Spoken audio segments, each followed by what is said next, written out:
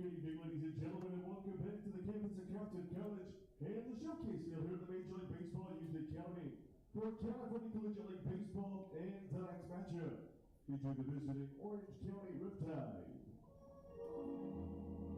and the home team, Orange County Parents. For the first pitch, here are a few thunder reminders to enhance your entire game day experience. The CCL and Major League Baseball have assigned a high priority to ensuring all athletic events are conducted in a safe and enjoyable atmosphere. In compliance with the CCL Spirit Code, with respect to fans and attendance, we request your cooperation and support participants and officials in a positive manner.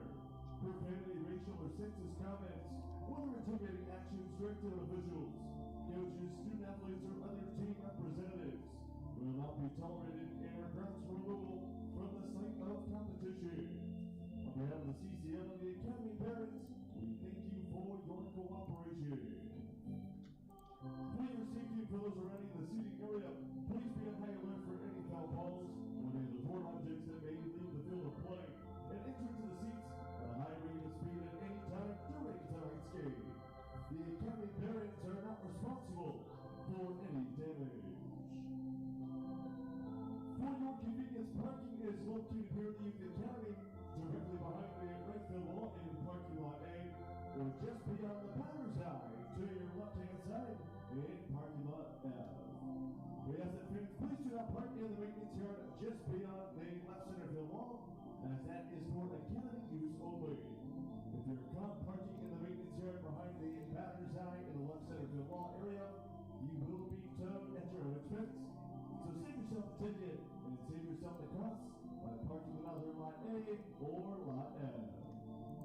Don't forget you can catch every Academy Parents home game this season by visiting our YouTube channel, by visiting us online at youtube.com/MLB Academy Parents to catch every home game this season. Noah Alvarez is lining on the call right now with tonight's game. You can also keep up with the league all season long by visiting the league online at calsummerball.com or by following the CCL on social media by following the league on Instagram at calsummerball or on X, formerly known as Twitter, at CCL_baseball. On behalf of the entire staff here at Major League Baseball and the CCL, we thank you in advance for your cooperation. Coming to you live from the Major League Baseball Urban Youth Academy here in the city of Compton. We're bringing you another edition of Academy Barons Baseball here on the Academy Barons YouTube channel. It's a fantastic Friday evening for baseball as your Barons will take on the Orange County Riptide for game number 29 on the season. Welcome to the broadcast. My name is Noah Alvarez. Thanks for tuning in wherever you may be tuning in from. The Barons are coming off an impressive road victory over the Saints last night and are looking to carry that momentum into the weekend. It's the first home game since last Saturday, and if you count today, the Barons only have 3 more games. Yes, 3 more here at the MLB Urban Youth Academy this summer. Let's go ahead and introduce you to the 2 teams playing tonight. Again, Riptide taking on your Academy Barons. As you see, head coach Kenny Landreau in the right-handed hitter's batter's box with the umpires. And for the Riptide, it's Connor Spencer, the head coach, talking with the umpires as we get you both teams introduced here on the Academy Barons YouTube channel. In the third base dugout, to our left, it's your Academy Barons. Barons enter tonight with a record of 11-17 this summer, and they've won 2 of their last 3 games and are currently 4 games back of that final playoff spot with 8 games left to go in the summer season. The Barons are led by Compton native Kenny Landreau, who went to Dominguez High School, played in the MLB for teams like the California Angels, Minnesota Twins, and the Los Angeles Dodgers. The Barons opened up their 2024 season back on June 6th. It was a Thursday, and they came out victorious by a score of 2-0 over the San Diego Sunrays. That was their first game of the season, and their last game of the season was last night as they came from behind. They were trailing 5-1 at one point and defeated the Arroyo Seco Saints by a score of 8-6. It's the first home game of the week And it's only their second game of the week because they had the California Collegiate League Showcase this past Wednesday, 2 days ago, here at the Urban Youth Academy. So all teams had a couple days off, both Monday, Tuesday, and Wednesday, while the players who were in the showcase game obviously played Wednesday. It was a fun environment. Cool to see so many fans and scouts in attendance here that Wednesday evening. Valley Sports was on the call too. You can go to the Arroyo Seco Saints YouTube channel and you can tune into some of the broadcasts there. I believe they streamed from the third inning on. And there was a lot of players, 6 to be exact, that were members of the CCL South team from the Academy Barons. Only 5 of them played, but we'll recap that later on in the broadcast as we get on with the game. Again, the Barons are 8-9 here at the MLB Urban Youth Academy. They have 3 remaining home games if you count tonight. Over in the first base dugout, it's the Riptide from Orange County. They enter tonight with a record of 16-12 and are coming off a 3-2 loss last night to the Ventura County Pirates down in the city of Irvine. They've owned the Barons on the season series, winning all 4 games, and they're outscoring the Barons 34-20 in the 4 games. Again, they are led by head coach Connor Spencer.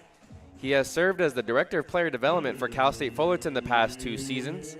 Spencer is an Orange County native and went to Tesoro High School before playing at UCI, University of California, Irvine, back in the 2013 to 2015 seasons. Also on the Riptide's coaching staffs are assistants Matt Smith and Brian Connor. Forgot to mention the coaches on the Academy Barons coaching staff. You have assistant coaches James Bishop, Lorenzo Gray, and pitching coach AJ Monterez. So again, those are the 2 coaching staffs. The 2 teams facing off tonight are the Academy Barons and your Orange County Riptide. Again, my name is Noah Alvarez. Welcome to the broadcast wherever you may be tuning in from. We're about 4 minutes away from first pitch here at the MLB Urban Youth Academy. Again, the Barons are only 4 games back of the 3rd and final playoff spot in the California Collegiate League South Division. And so with the win here tonight against the Orange County Riptide would go a long way as they try and secure a playoff spot and make the postseason for the first time in quite some time. Again, Academy Barons taking on the Orange County Riptide tonight. Stay tuned for first pitch as we'll be right back after the national anthem.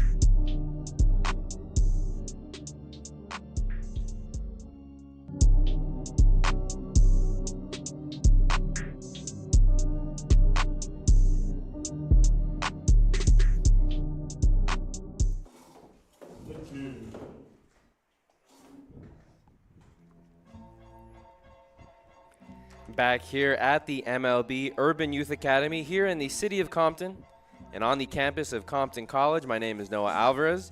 Your Barons take on the Orange County Riptide tonight for game number 29 of the season. Can you believe it?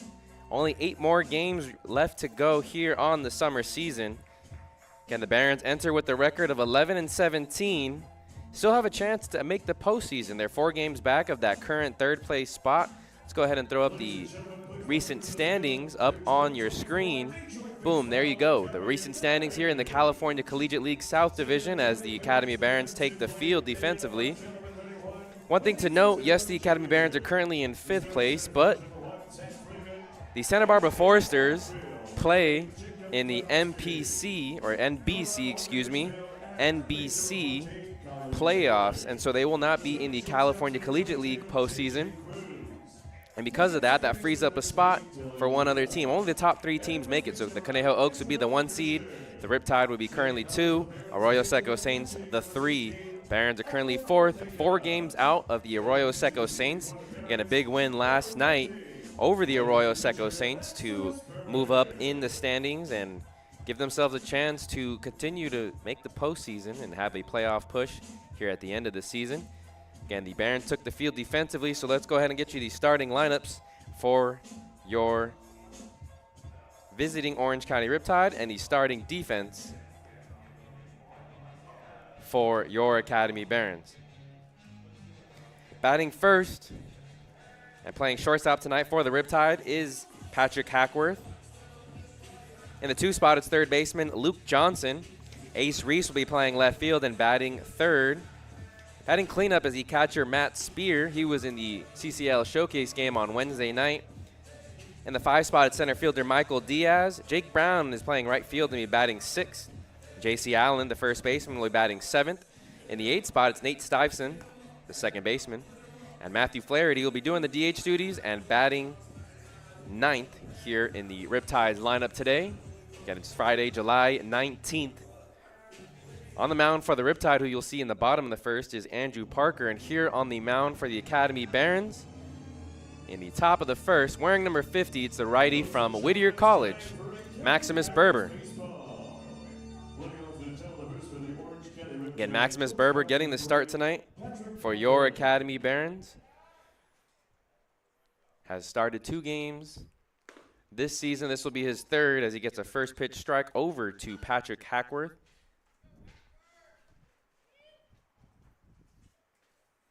The left-handed hitting shortstop offers at the second pitch. It's a grounder over to Kirchner. Kirchner has to flip it underhand to Berber, who covers. And that's the first out, a ground out over to the first base side. 3-1 on the putout. So 2 pitches, 1 out. Let's go ahead and get you the rest of the starting defense for your Academy Barons. Behind home plate is Efren Ortega. He just recently graduated from the DNA Prep Academy in the San Fernando Valley. Over at third base, it's Colin Taylor. J.J. Cruz is at short. First pitch to the number 2 hitter, Luke Johnson. Over at second base, it's Dylan Lena. Andrew Kirchner is playing first. 1-0 pitch is hit up the middle, and J.J. Cruz not going to have a play on that one as it gets into center field. It's a 1-out single for Luke Johnson, the third baseman. In the outfield for your Barons, it's Zach Freeman in center. Jacob Klanowski in right, and Andy Cisneros over in left field. And your starting defense for the Academy Barons. That'll bring up Ace Reese, the left fielder. First pitch to him misses wide. 1-0 the count. Reese leads the Riptide in batting average on the season. Making his 21st start of the summer, hitting .394 as they throw over to first to check in on Johnson.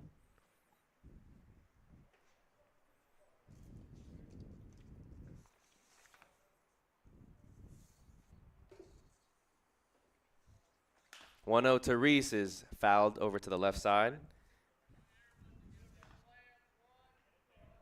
1 ball, 1 strike to the number 3 hitter, again here in the top of the first.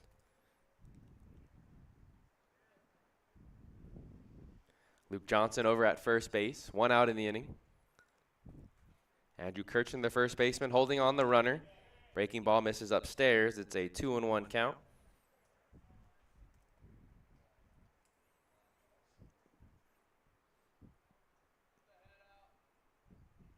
Two one, also misses high. So Berber will have to battle back. 3-1 the count to the 3-hitter Ace Reese, and the cleanup hitter Matt Spear is on deck.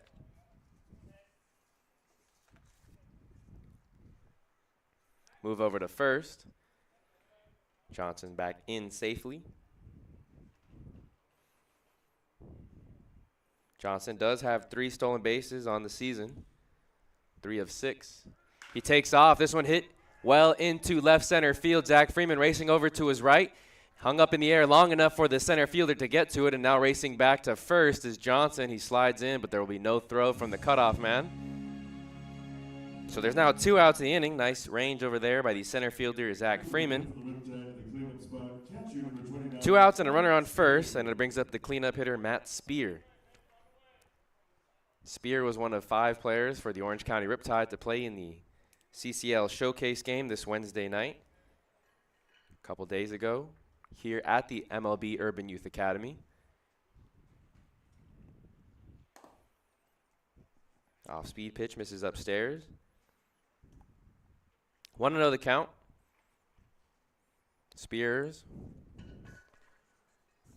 where's number 29, hits from the left side. He's a senior from the University of Michigan. Ooh, off-speed pitch gets him there as he swings over the top of it.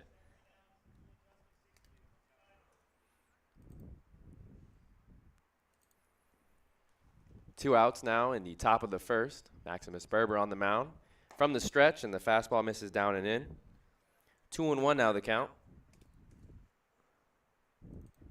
Luke Johnson still over at first base.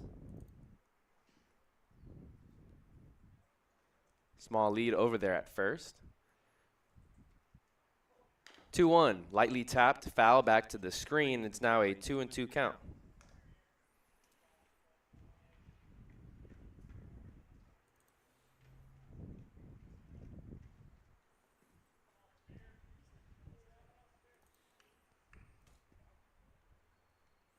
Two-two count. Oh, and Matt Spear goes down after the changeup in the dirt. Throw over to first, and it's just going to be in time.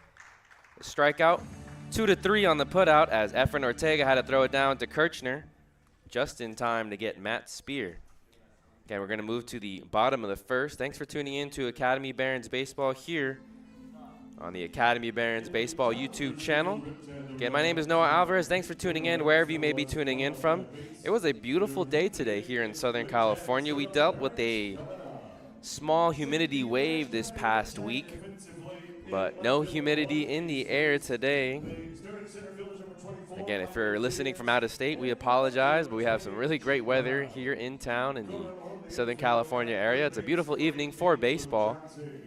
6:15 is the official time as we head to the bottom of the first. Let's go ahead and get you the starting lineup for your Academy Barons, led by, again, head coach Kenny Landreau. Played for the Los Angeles Dodgers back in 1981 and a good chunk of the early 80s. Won a World Series with the Dodgers back in 1981. This is how Kenny Landreau has his lineup tonight. The catalyst for the Barons tonight will be Dante Zamudio doing the DH duties as well. Zach Freeman, the center fielder, will be batting in the 2 spot. Batting third is the first baseman, Andrew Kirchner. In the cleanup spot tonight, it's Dylan Lena, the second baseman. Playing right field is Jacob Klanowski, and he will bat 5th in the order. Colin Taylor, the third baseman, will be batting 6th. In the 7th spot, it's shortstop J.J. Cruz. Efren Ortega, who you saw behind the plate, will be batting 8th. And rounding out the order, at the 9 spot, it's Andy Cisneros, also playing left field defensively. On the mound for the visiting Riptide here in the bottom of the first, wearing number 21, it's Andrew Parker. Andrew Parker is a Orange County native, went to Foothill High School, and now plays baseball at Cal State Northridge, CSUN. Played for the Matadors this past spring, was a freshman, and is going into his sophomore year. Only made 3 appearances for CSUN Pitched twice against Pepperdine and then once against Cal Baptist. Recorded 3 2/3 of an inning. Gave up 1 earned run, 5 hits, 2 walks. So limited time this past spring at CSUN, but for the Orange County Riptide, he's making his 8th start on the season now. In 7 starts, he's 1-1 with 30 innings pitched, has a 6.10 ERA, has given up 37 hits, 20 earned runs, has 32 strikeouts, and 9 walks, again in 30 innings. 1-1 on the season record-wise, and he'll be facing the Academy Barons for the first time this season. We'll go ahead and get you the defense as well as Dante Zamudio steps into the batter's box as he will lead off the bottom of the first. Doing the DH duties tonight for Kenny Landro. Fastball in at 88 for strike 1.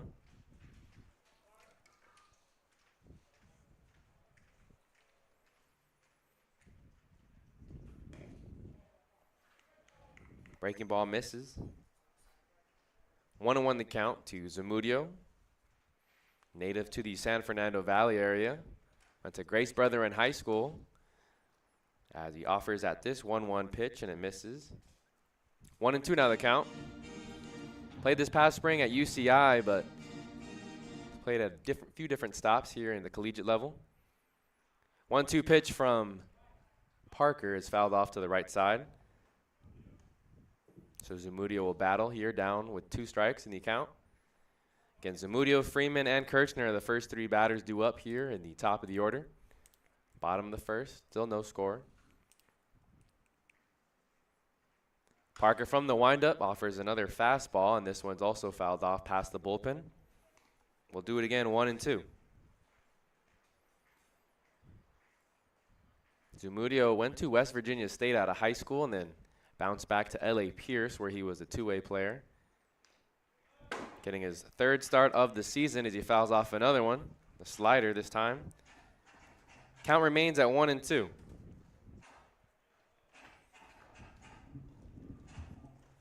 In fact, in the last home game, Zamudio also batted as the DH against the San Diego Sunrays and got his first hit back in the 4th inning. Decides to lay off the slider there. Good decision to do so. 2 balls and 2 strikes here to the leadoff man. 2-2, also fouled off into the air, past the netting here. So Zamudio now battling. This will be the 9th pitch of the AB. Just what you want from a leadoff man. Again, making his 3rd start on the season at the DH position. Has been one of the better arms this summer as well on the mound for Kenny Landro. The fastball misses downstairs, and it runs the count full. Zamudio has made 6 starts on the mound this season. In 30 innings, he's only given up 8 earned runs and 32 hits. Full count pitch, and Zamudio has worked the walk. So very talented with the arm and also talented at the plate as he works a leadoff walk. Barons are looking to get on the board first here in the bottom of the 1st inning. Again, only 4 games out of that 3rd playoff spot. A win here would go a long way in trying to secure that playoff position. So Zamudio's aboard on first. That'll bring up the center fielder, Zach Freeman. Move over to first as J.C. Allen applies the tag, but Zamudio's back in safely. Behind home plate, it's Matt Spear doing the catching duties for the Riptide. Over at third, Luke Johnson. At short, Patrick Hackworth. First pitch to Freeman on the ground, right to Hackworth. Scoops it, tosses it over to second, and he lost it. They're going to roll it on the transition, although I don't think the second baseman, Nate Stuyvesant, had the ball that long at all. And so now Kenny Landro is going to go ahead and talk to the umpire who made the call. So as it would stand, it would be a fielder's choice. Zamudio would be out and Freeman would reach safely. Again, Hackworth tossed it over to Stuyvesant, who's playing second. Let's get you the rest of the defense as Landro talks with the umpire. Over at first base, it's J.C. Allen. In the outfield for the Riptide, from right to left, Jake Brown, Michael Diaz, and Ace Reese. And so now all three umpires will chat to see if someone had a better angle at it. And again, just from our angle here in the press box, Stuyvesant did not have the ball very long as Hackworth flipped it to him, and he did even have the hand in the glove as he went to catch it, and you saw the ball pop out maybe a second and a half later, but before the hand got in there, the second base umpire ruled him out, Zamudio, the runner, out. So it will be a fielder's choice if the call stands on the field, but the umpires are still chatting among home plate. Andrew Kirchner is the next man up in the lineup. And it looks like they're going to wave Connor Spencer over.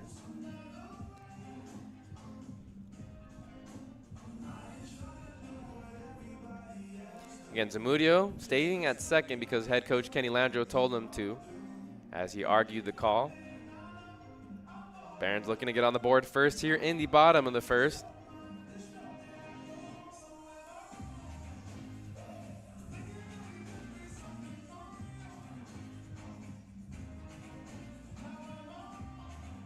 Again, more discussion being had between head coach Connor Spencer of the Orange County Riptide and the two umpires here. The first base umpire went back to his spot. Andrew Kirchner awaiting his AB here, the first of the evening for the first baseman. And it looks like they're going to rule Dante Zamudio safe. So the ball was lost on the transition. Zamudio stays put at second. Zach Freeman reaches on the air.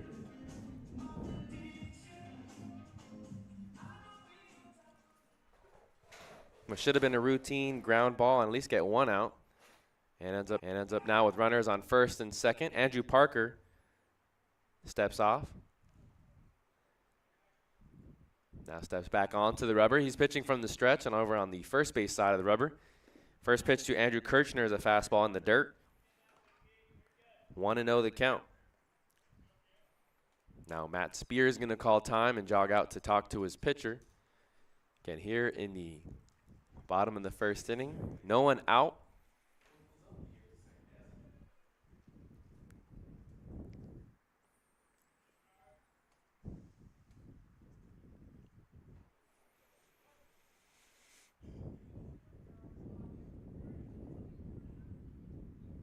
So now Andrew Parker ready to deliver on home. Kirchner offers at the 1-0 fastball, but fouls it off out of play to the left side.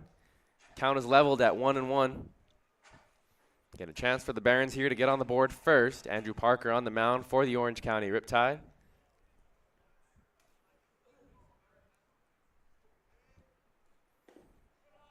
Breaking ball misses down and in to the left-handed hitter. 2-1 the count.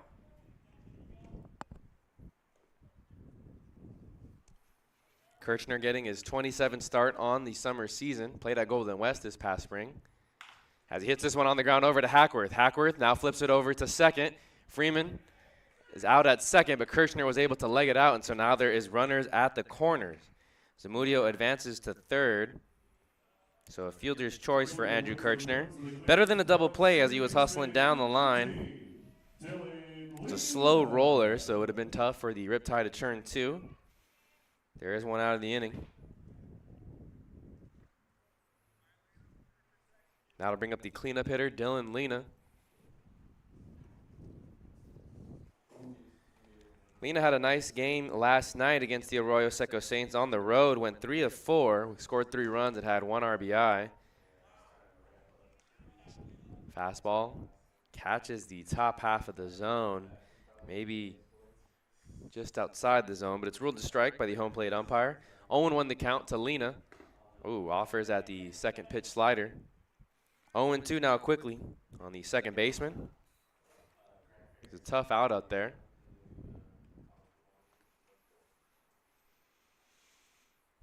Here's the 0-2 from Andrew Parker, and Lena just taps this one back out of play, and we'll do it again 0-2. Lena's done a lot of that this season, fouling pitches off, staying alive in ABs. He's the only Baron to start all 29 games on the summer season. This one hit on the ground. Third baseman, past the third baseman, and that's going to score 1 as Kirchner advances to second. So Zamudio will score. It's an RBI single just past Luke Johnson over there at third. So the first run of the evening goes to the Academy Barons here in the bottom of the first. There's still one out, so a chance to get maybe a few more. Again, Dylan Lena picking up an RBI. He now has 14 on the season. Currently tied for first, along with Zach Freeman for most RBIs on the team. Andrew Kirchner's over there at second. Lena's at first. Here's the first pitch to Klinowski, and that's going to be a fastball for a strike on the outer half. 0-1 the count. Klinowski from Cal State East Bay. Grew up here in the city of Upland in Southern California. Ooh, that breaking ball does get over on the outer half for strike two. So Andrew Parker getting ahead of the hitter here.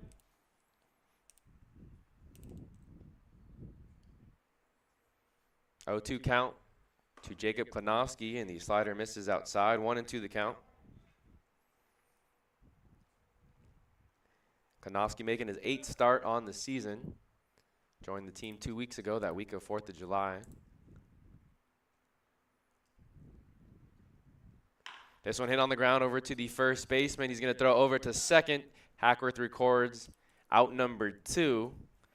And moving to third is Andrew Kirchner.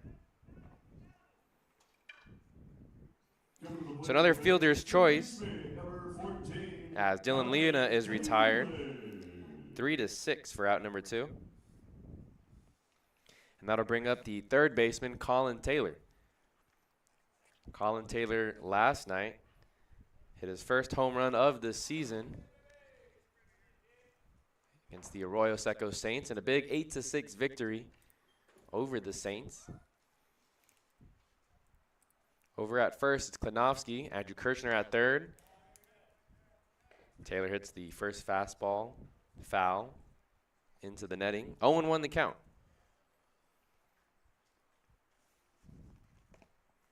Taylor's making his 26th start on the season, hitting a shade below 200. 198 is the batting average entering tonight. Offers at one, maybe outside the zone. It's now an 0-2 count.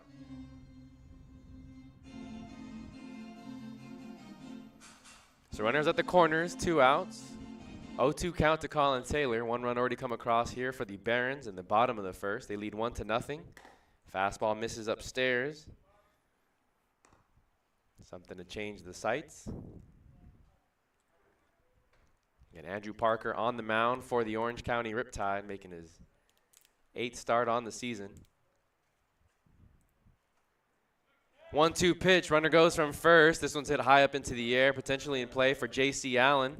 Allen makes the catch over in foul territory on the first base side, and that's how the first inning comes to an end. But the Barons do strike first here and get 1 run up on the board. They lead 1-0 over the Orange County Riptide. They're still looking for their first win over the Orange County Riptide this season. Again, thanks for tuning in to Academy Barons Baseball here on the MLB Academy Barons YouTube channel. My name is Noah Alvarez. When we come back, we'll have the top of the second for you. Barons lead 1-0. Due up is the 5, 6, 7 hitters for the Orange County Riptide in just a moment. We'll be right back, folks.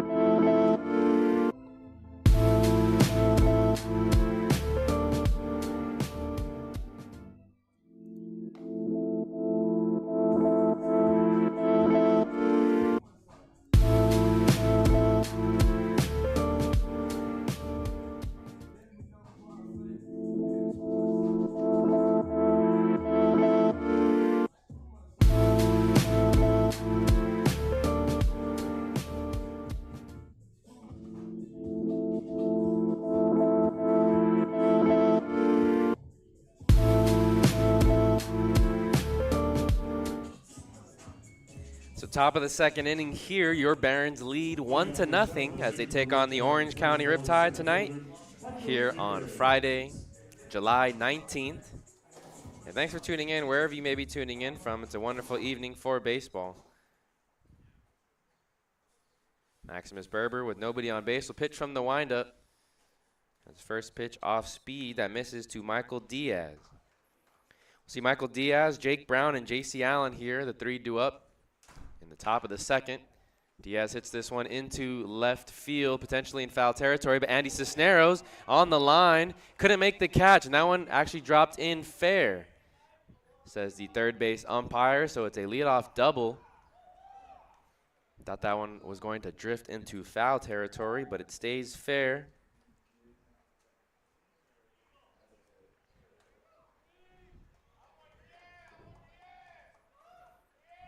Give it to the win for the Riptide, the right fielder, number 28, Jake Brown. That'll bring up the right fielder, Jake Brown, as Michael Diaz is now aboard safely at second.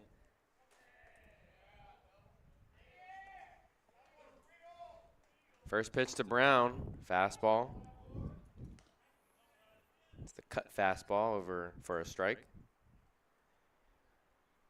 We'll see a fastball slider changeup from Maximus Berber. Also, occasionally will throw a cutter, as you saw there on that last pitch. 0-2 now the count as he gets ahead quickly on Jake Brown, the right fielder. Runner on second, nobody out. This one breaks below the knees. Slider misses for ball one. Berber pitching from the stretch. Again, has played the past 3 seasons at Whittier College for the Whittier Poets. Fastball's chopped over to the third baseman, Colin Taylor. He scoops it, throws over to first. It's going to be on a hop. Andrew Kirchner makes the pick, but it's not going to be in time to get the speedy Jake Brown, and advancing to third on the throw is Michael Diaz. So an infield single for Brown. First and third now, the runners are on here in the top of the second. Riptide looking to bounce back and get a run of their own here in the top of the second. They're trailing 1-0.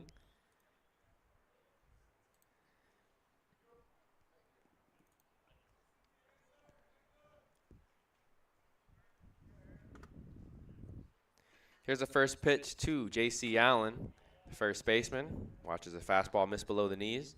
1-0 the count.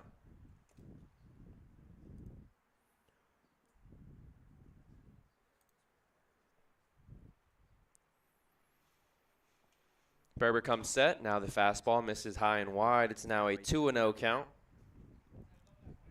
Again, Berber making his third start on the season for the Academy Barons. He had an effective start on Sunday against the Arroyo Seco Saints, in which he went 5 innings and only gave up 2 runs. The 2-0 fastball is fouled back into the netting. It's a 2-1 count. Arguably his best start of the season came back on July 7th when he went and pitched against the Santa Barbara Foresters. Went 7 innings, only gave up 1 run and 4 hits. But the Barons came up short, losing that game 5-0. Slider misses down and away. It's now a 3-1 count. Again, runners on first and third. Nobody out here in the top of the second.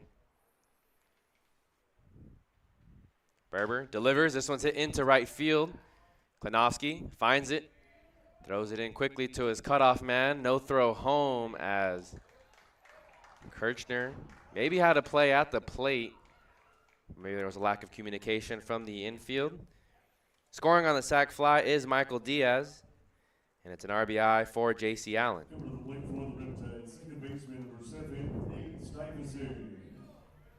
So 1 out of the inning, there's a runner on first. Things are all tied up at 1 apiece now. Maximus Berber could use the ground ball here to start a double play as he gets the fastball on the outer half to Nate Stuyvesant. Stuyvesant will be playing second defensively. He made the error in the bottom of the first on what could have been a double play ball for the Riptide defense. Runner takes off. This was a slider in the dirt. Efren Ortega lets this one get by him. And now going all the way to third is Jake Brown. It was a check swing by the batter, Stuyvesant, however, didn't make contact with it. So stolen base for Brown, and then advanced to third on the wild pitch.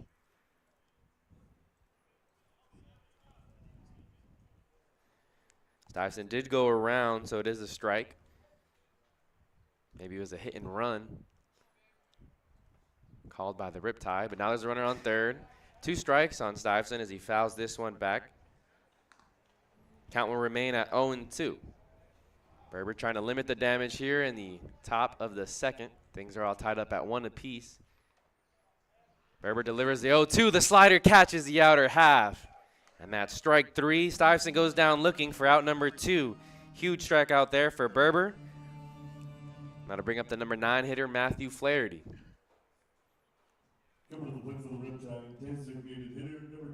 So Flaherty will hit from the left side.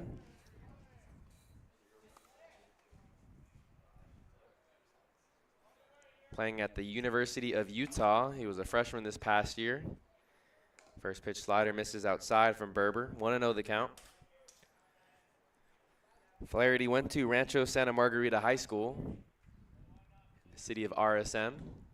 Fastball on the outer half. 1-1 the count.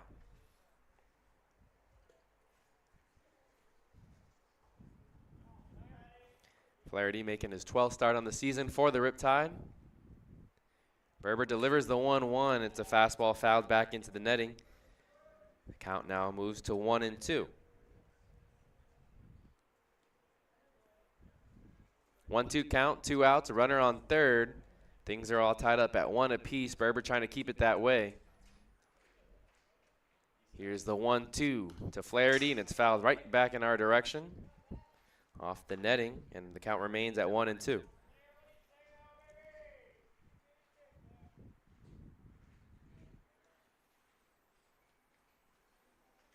So Flaherty will step back in. Berber already ready. Delivers on home. It's a fastball that misses high and wide. It's now a 2-ball, 2-strike count. On deck is the leadoff hitter, Patrick Hackworth. Berber delivers the 2-2. The slider catches the back door for strike 3. So he strikes out the last 2 batters here in the inning for 2 big outs. Both go down looking, and the score remains 1-1. So 1 run does come across. They do strand an important runner over there at third base. Things could have been a lot worse that inning. However, Barons keep things tied at 1-1 now as we move to the bottom of the second. Again, thanks for tuning in to Academy Barons Baseball here on the Academy Barons Baseball YouTube channel. Bottom of the second, we'll see 7, 8, 9, the bottom third of the order for the Academy Barons. J.J. Cruz, Efren Ortega, and Andy Cisneros are the 3 due up here. Again, they got 1 run. The leadoff runner, Dante Zamudio, scored back in the bottom of the first. Barons are hoping to add some more runs here in the bottom of the second. We'll be back in just a moment.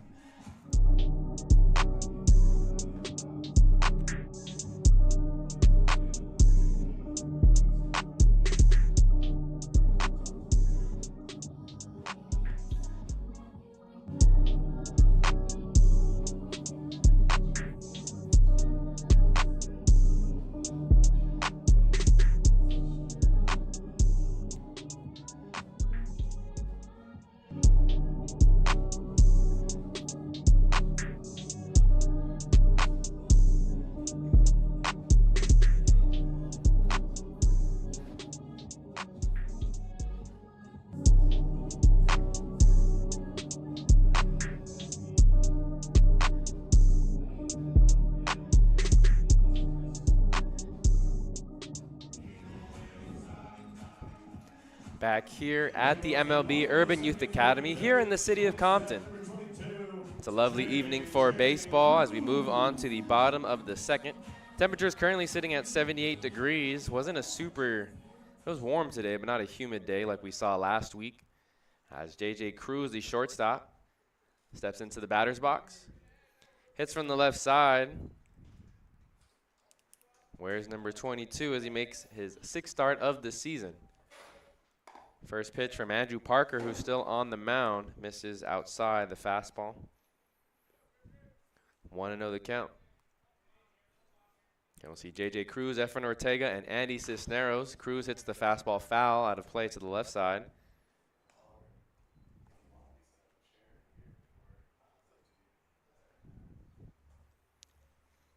Defensively, behind Andrew Parker will get you the Riptide's defense after this pitch. Fastball does catch the outer half. Nice job there by the catcher, Matt Spear. He's behind the plate tonight. Over at third, Luke Johnson. Patrick Hackworth is at short. Nate Stuyvesant is at second, while J.C. Allen is playing first. Hit on the ground as the bat breaks, and it's hit over to the first baseman, J.C. Allen, who steps on the bag, no problem. Good chunk of the bat was headed that direction, but not very far, as J.C. Allen didn't have to dodge any lumber there. 3 unassisted for out number 1.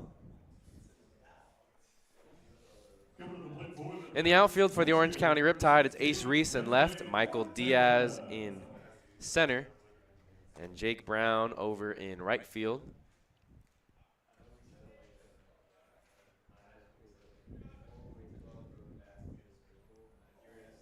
Parker throws a first pitch fastball upstairs. 1-0 the count to Efren Ortega. And Efren Ortega just graduated high school over in the San Fernando Valley. Went to DNA Prep Academy. This fastball in at 89 miles per hour. 1-1 the count. Ortega started 4 games now on the season. Still looking for his first hit for the Academy Barons. Chops this fastball foul to the left side. 1-2. Barons started the summer with 5 catchers on the roster. Currently down to 3, although one of them will return as Isaac Ocampo, another high school player, playing for the high school travel team as the fastball runs away from the right-hander. 2 balls, 2 strikes is the count.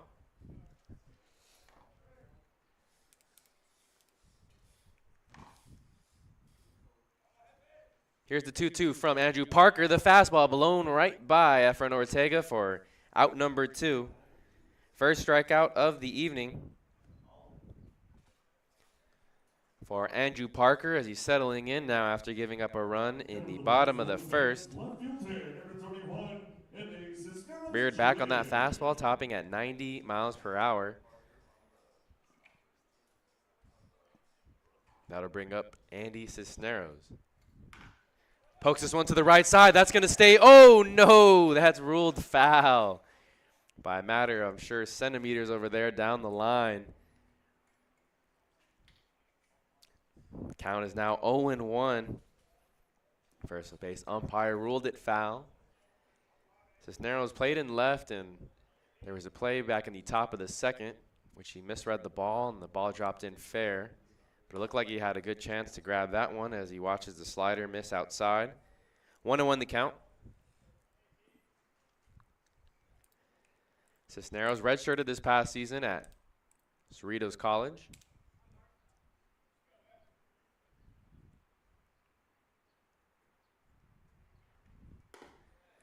Way late on a fastball there. It's a 1-ball, 2-strike count. Cisneros making his 13th start of the season.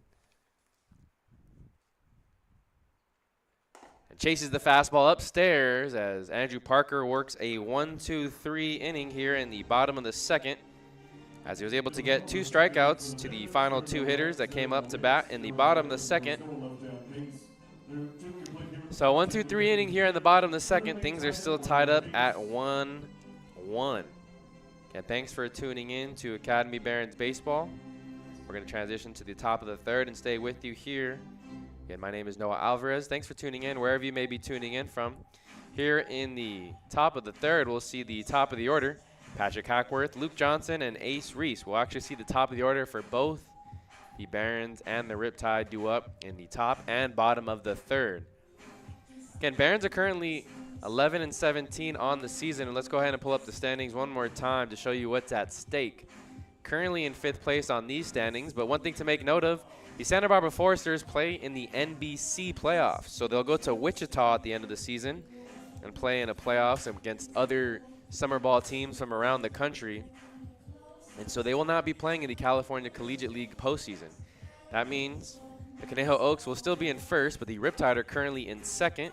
Arroyo Seco Saints would be the number 3 seed if the season ended today. But the Barons are right there, 4 games back of the Saints. And again, last night's win was very important in keeping their postseason hopes alive. 4 games back, 8 games left to go. They're going to need some help as the Arroyo Seco Saints have 8 games remaining as well.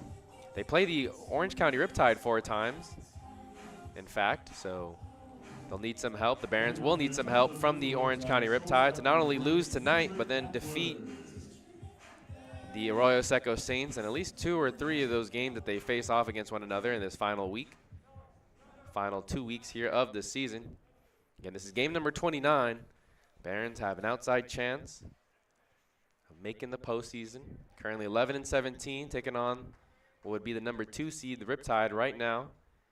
First pitch slider misses upstairs to Hackworth. Hackworth grounded out to the first baseman, Kirchner, in his first AB as the fastball just misses outside.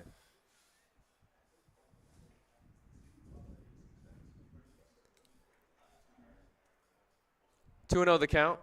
Maximus Berber deals an off-speed pitch that's pulled well foul to the right side. Looked like a curveball there. He does have a curveball in his arsenal. He's only thrown a handful this summer. 2-1 the count as Berber pitches from the windup. 3-1. And Berber, a two-way player at Whittier College. 3-1 pitch, and the fastball misses up and in to Patrick Hackworth, and so Berber walks the first man he faces here in the top of the third. Things are still tied up at 1 apiece. Over to the plate for the Riptide, third baseman number 18, Luke Johnson. Berber made second team all-conference this past spring for Whittier College. Again, playing for the Poets. And likes to use that fastball, slider, changeup, but does have a cutter and a curveball in his arsenal. Don't see those as often, and there's going to be a pass ball on Efren Ortega as he had it in his glove, and advancing to second now as it gets away from the catcher is Patrick Hackworth.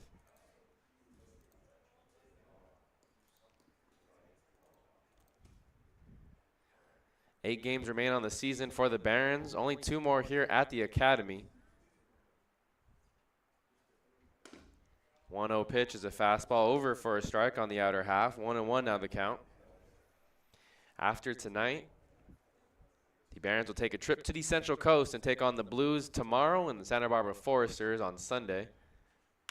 Sliders hit into left field sharply, and that's going to fall for extra bases. Coming in to score is Hackworth. Now Zach Freeman cuts it off before it gets to the wall. The throw won't be in time to second, and it's an RBI double for Luke Johnson.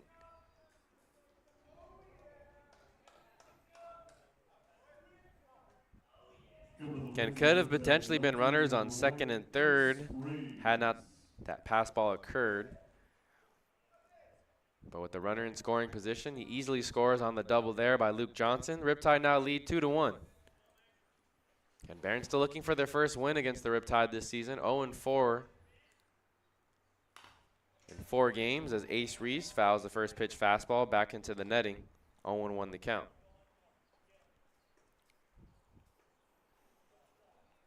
Reese flew out to center field in his first AB. Fastball skips in the dirt. Now trying to take third is Luke Johnson, and he will take it as Efren Ortega corrals it. But now there's a runner 90 feet away, nobody out. A 1-1 count.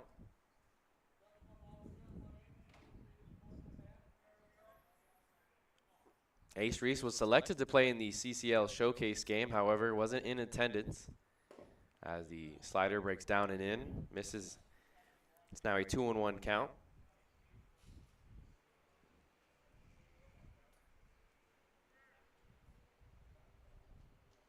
Berber from the stretch, missing down and in on back-to-back pitches. And it runs the count now to 3-1. On deck is Matt Spear, the catcher.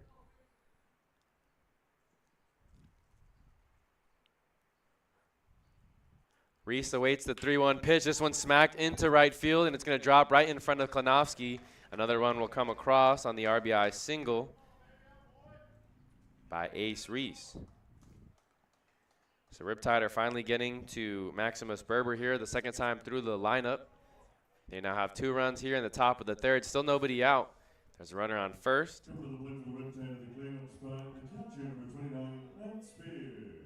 Matt Spear will now step into the batter's box. The catcher who hits from the left side, played at the University of Michigan. Taps this one foul right back to the hitter on deck, Michael Diaz. 0-1 the count.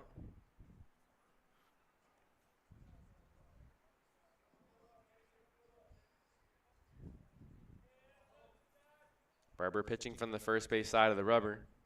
From the stretch, it's hit on the ground over to Lena at second. He flips it over to Cruz. Cruz over to first. Taylor made 4-6-3 double play. 2 big outs there. Now the bases will be empty.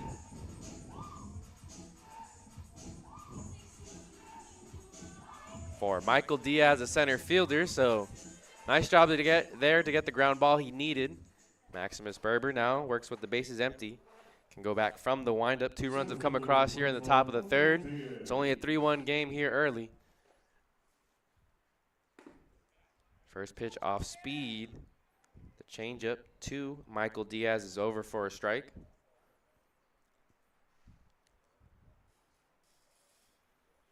Slider misses upstairs. 1-1 the count. Berber went to Ramona High School out in the city of Riverside before choosing to play at Whittier College. He misses the fastball upstairs. It's a 2-1 count. Played both football and baseball at Ramona High School. Slider misses outside. 3-1 the count.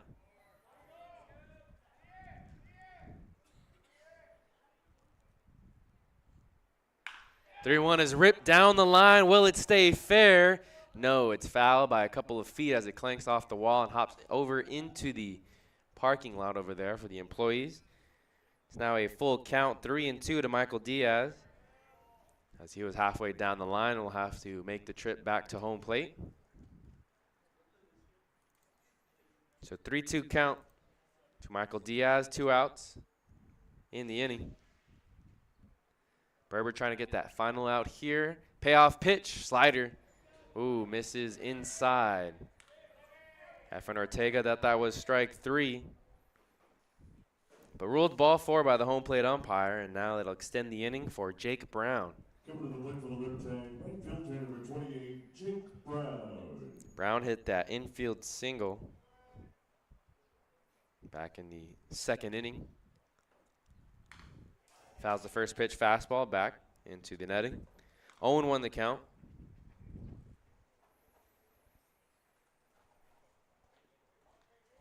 Brown was a junior for Cal Baptist this past spring. From the city of Rancho Cucamonga, out in the Inland Empire. Slider misses down below the knees. 1-1 the count. Count is level at 1-1. 2 outs. Runner on first. Fastball's chopped at. Foul towards the third base dugout. 1-2 count on the right fielder. Andrew Kirchner holding the runner at first. Michael Diaz over there. Fastball misses in the dirt. Efren Ortega was able to keep it close, and so Diaz doesn't take off. It's now a 2-2 count.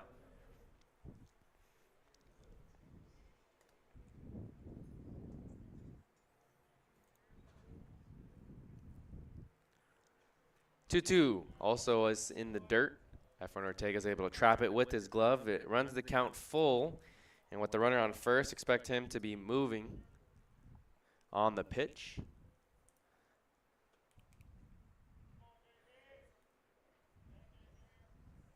Here's the payoff pitch from Maximus Berber. It's also chopped foul just past the third base coach over there. And so the count will remain at 3-2. On deck is the first baseman, J.C. Allen.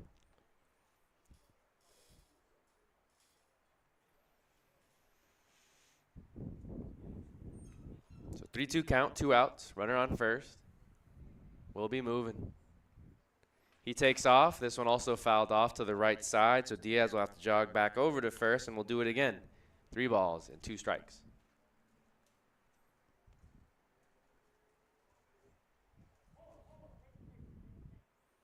So home plate umpire calls time as Berber came set very quickly. But home plate umpire says wait for his ready for play sign. He gives it. Now Berber comes set. Another payoff pitch, also fouled back into the netting here on the right side.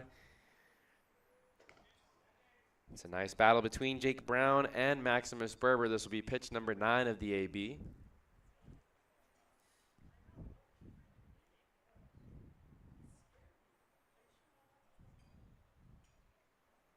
Runner takes off, and there's the slider that misses inside, not by much, but it is ruled a ball. So back-to-back walks here thrown by Maximus Berber. For the Riptide, first baseman number 9, J.C. Allen.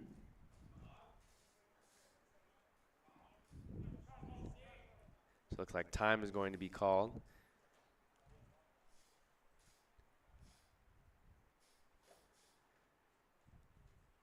So Maximus Berber will have a chat. Filling in for pitching coach A.J. Monterez is Coach Tank.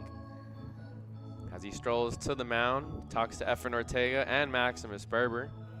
Again, A.J. Monterez not in attendance tonight, one of the pitching coaches here on the Academy Barons staff. 2 outs, runners on first and second. That'll bring up the first baseman, J.C. Allen.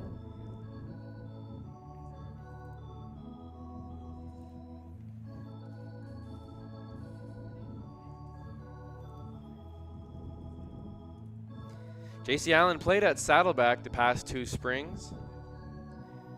Was a second-team all-conference player and is headed this next season to the University of California, San Diego.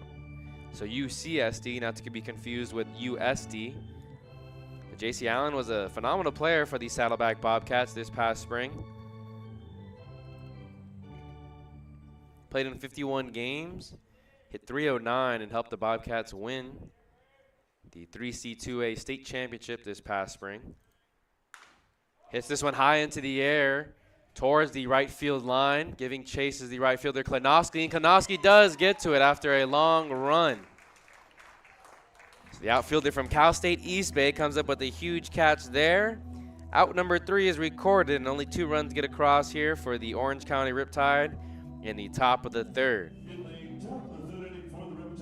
So Maximus Berber, maybe not one of his better outings, but he is keeping the Barons within striking distance.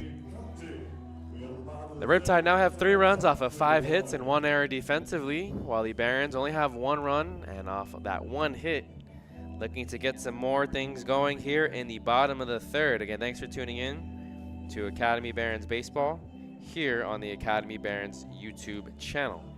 When we come back here in the bottom of the 3rd, it'll be the top of the order. Dante Zamudio, Zach Freeman, and Atchnu Kirchner due up for your Academy Barons in just a moment.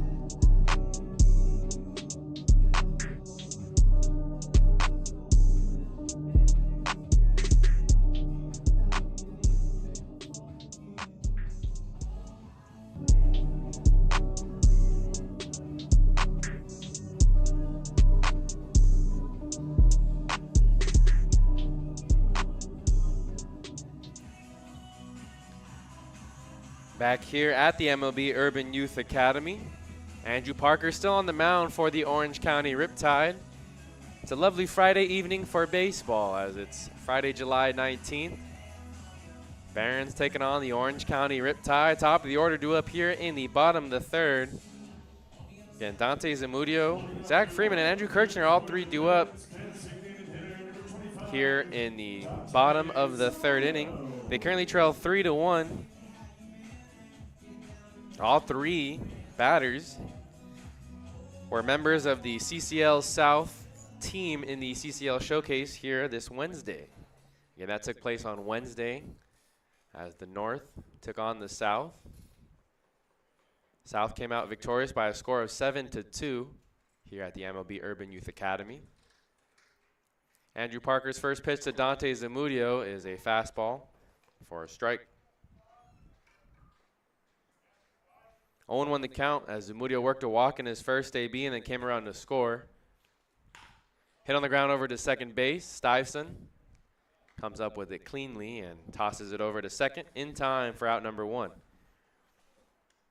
But yeah, the top 3 of the order here all made the CCL showcase. Congrats to Zamudio, Freeman, Kirchner, also making the team here from the Academy Barons.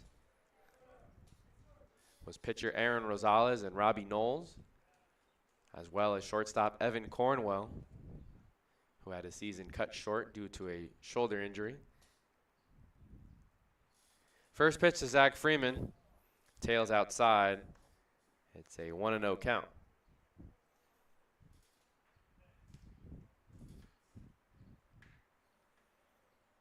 1 ball, no strikes, and it's a fastball on the inner half to Zach Freeman. He's an outfielder from Ohio State. Hit on the ground through the 3-4 hole and gets into right field for a 1-out single. Freeman went 1 for 2 at the plate in the CCL Showcase game on Wednesday. Also scored a run. Pretty cool moment for the outfielder. He's now aboard at first, and he has a pretty good speed over there at first base. One of the bigger threats to run, has 5 stolen base attempts on the season, 3 of 5. So keep a close eye on him as J.C. Allen will hold the runner. Andrew Kirchner out the plate, hits this one to left field, and it's back-to-back singles for the Academy Barons. Hit right to Ace Reese on a couple hops. Barons are back in business here with runners on first and second for their cleanup man, Dylan Lena. So Lena playing second base today. He's played all over the infield for the Barons this summer. Started the first few games at third and then played a stretch of about 12 or so games in a row at second. Played a couple games at shortstop, then went back to third last week. Now back at second base tonight. First pitch to Lena, slider misses well outside, 1-0 the count. 1 out, runners on first and second. Freeman at second, Kirchner at first. Andrew Parker still on the mound for the Riptide. Slider misses down and away. They're trying to get Lena to chase something. Now Matt Spear is going to call time. Let's reset the defense for the Orange County Riptide as Spear is behind the plate. Over at third, Luke Johnson. At short, it's Patrick Hackworth. Nate Stuyvesant is playing second. And over at first, it's J.C. Allen. In the outfield from right to left, it's Jake Brown, Michael Diaz, and Ace Reese. Those are the defensive alignment for the visiting Orange County Riptide as Lena steps back into the batter's box, and we're just about ready to resume action. 2-0 count on Dylan Lena. And Andrew Parker looking in to his catcher for his signs. With the runner on second, he flashes multiple signs up there as he throws the first fastball for a strike. 2-1 the count. Lena played these past 2 seasons at Golden West College. Still looking for a home at the next level. Slider chopped foul right behind the catcher here, and it evens the count at 2-2. And Lena started all 29 games for the Barons this season, currently hitting .257 on the year. Been very consistent. Has put together a lot of strong ABs this summer. He's come up time and time again. Leads the team with 14 RBIs as he chops this one foul out of play.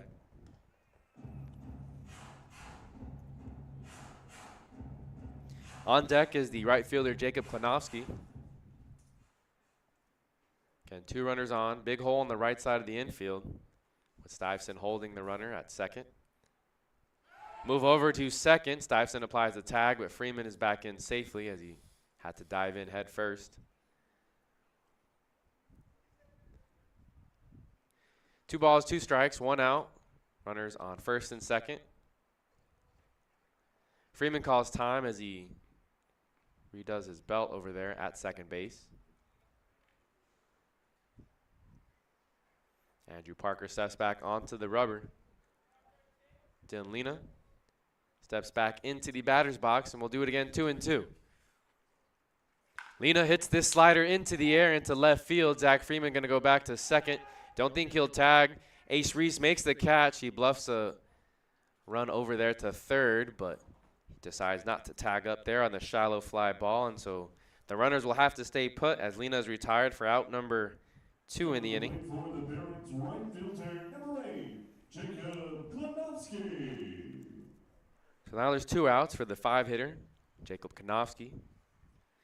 Konofsky hit into a fielder's choice back in his first AB. Barons only had 1 hit in that first inning, but they were able to manufacture a run thanks to an error, fielder's choice, a single, another fielder's choice before getting the 3rd and final out. 1-0 the count is as fastball misses outside to Klonofsky. And Klonofsky playing at Cal State East Bay, which is over in the city of Hayward, Northern California. Hits this fastball foul into the riverbed behind the third base dugout.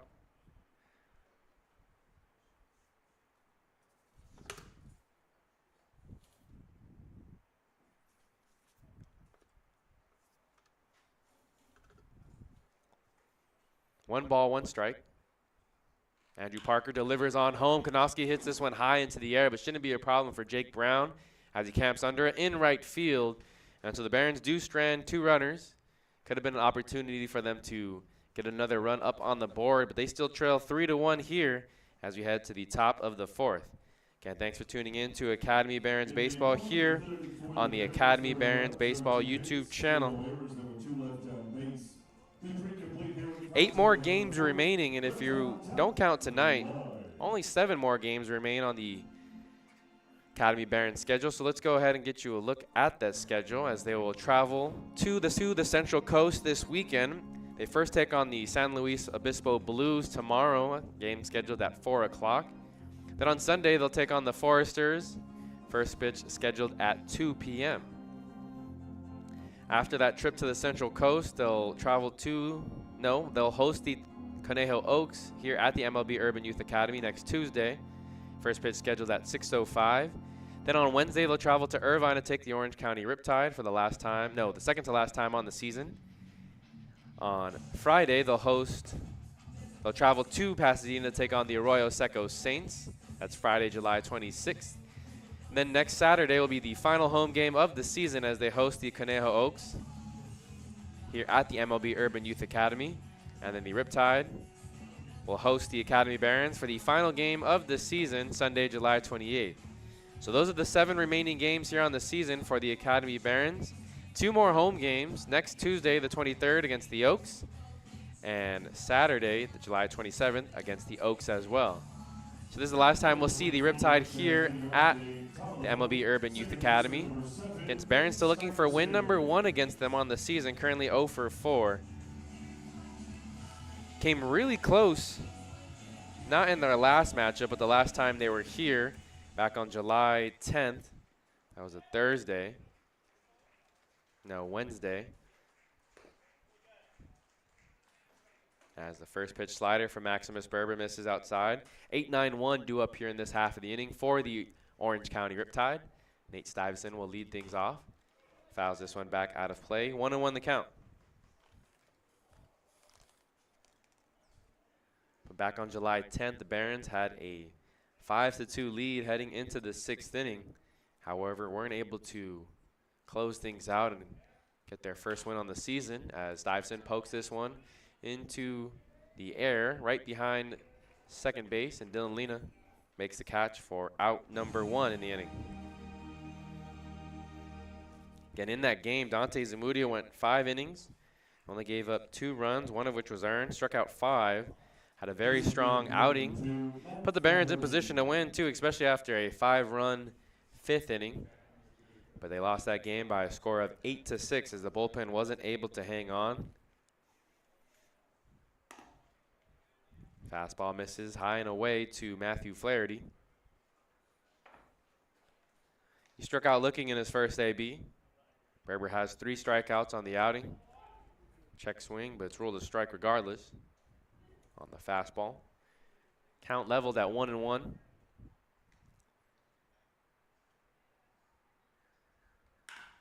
Hit into the air pretty well. Zach Freeman's going to have some time to go back on it in right center. And that's out number 2. A lot of hang time on that fly ball by Matthew Flaherty, and that'll bring up the leadoff hitter, Patrick Hackworth. He worked a walk in his last AB and then came around to score. He was one of 2 runs that came across in the top of the 3rd. Again, Barons are currently trailing 3-1 to the Orange County Riptide here in the top of the 4th. Hackworth hits one on the ground to Lena, who fumbled it momentarily but throws it over to first in time. So nice recovery there by the second baseman. A very efficient inning here by Maximus Berber. Only 6 pitches thrown by Maximus Berber. Is able to record 3 outs. That'll help his outing. Maybe he can go 4, 5, maybe 6 complete innings here for the Barons. Currently at 70 pitches, something to keep an eye on. We're going to head to the bottom of the 4th. Barons still trailing by 2. It'll be 6, 7, 8 due up here in the lineup. Colin Taylor, J.J. Cruz, and then Efren Ortega when we come back in just a moment.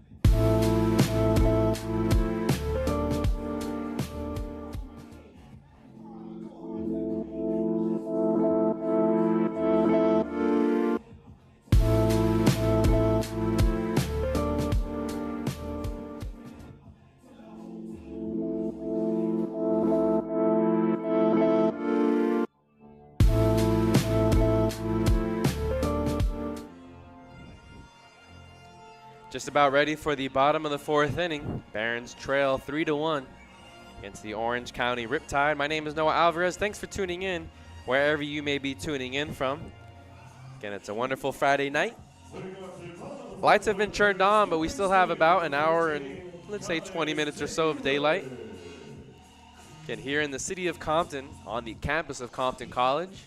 Temperature currently at 75 degrees and currently dropping. More fans trickling in here for the matchup between the Riptide and the Barons. Colin Taylor will lead things off, the 3rd baseman. Popped up into foul territory over on the first base side in his first AB. Fouls the first fastball into the glove. Andrew Parker still on the mound for the Riptide, working from the windup. Matt Spear behind the plate. J.C. Allen is at first. Nate Stuyvesant is at second. Patrick Hackworth at short, and Luke Johnson is over at 3rd. Taylor hits this one foul to the right side. It's a 0-2 count. Ace Reese is the left fielder. In center, it's Michael Diaz. And Jake Brown and right rounds out the defense for the Orange County Riptide.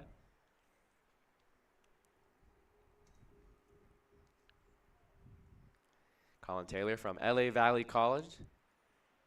0-2 chases one in the dirt.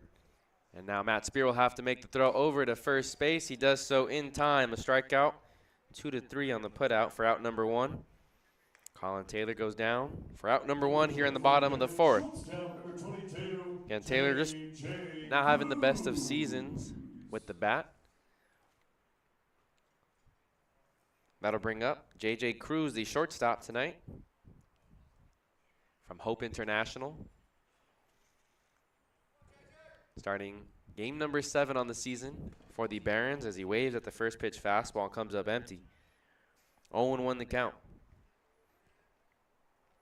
Cruz grounded out to the first baseman, J.C. Allen, back in his first AB. Hits this one into left field. Going to be trouble for Ace Reese as he has to play it on the hop. That's going to stay fair. Cruz holds up at first base, so it's a 1-out single for the shortstop. And playing shortstop today, we've had a lot of injuries on the season over at shortstop. Losing the likes of Terry Rodriguez and Evan Cornwell, both done this summer due to injuries. We also lost a few other players to injuries this summer. As Cruz is over at first, now that'll bring up the catcher, Efren Ortega. Just graduated high school this past spring as he watches a first pitch fastball. 0-1 the count. Andrew Parker to Efren Ortega. Parker pitching from the stretch and delivers another fastball that's fouled off to the right side, 0-2.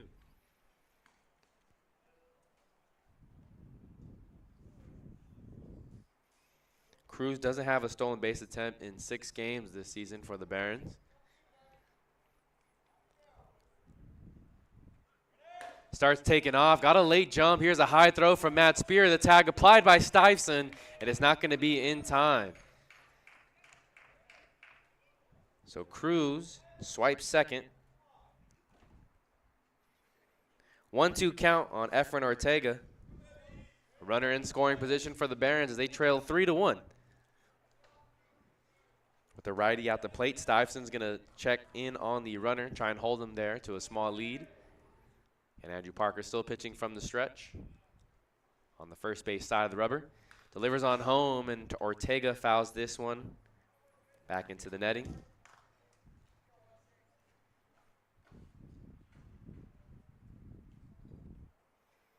One ball, 2 strikes, 1 out here in the bottom of the 4th. Barons trail 3-1. Delivers the breaking ball, and that's strike 3. Efren Ortega comes up empty. Second time he's been recorded out via the strikeout. And that'll bring up the number 9 hitter, Andy Cisneros.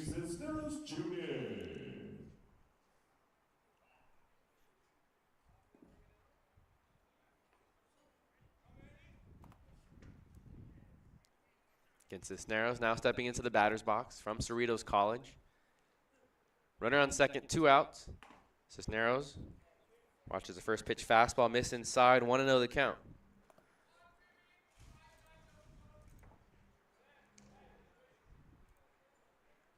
Cisneros getting start number 13 on the season.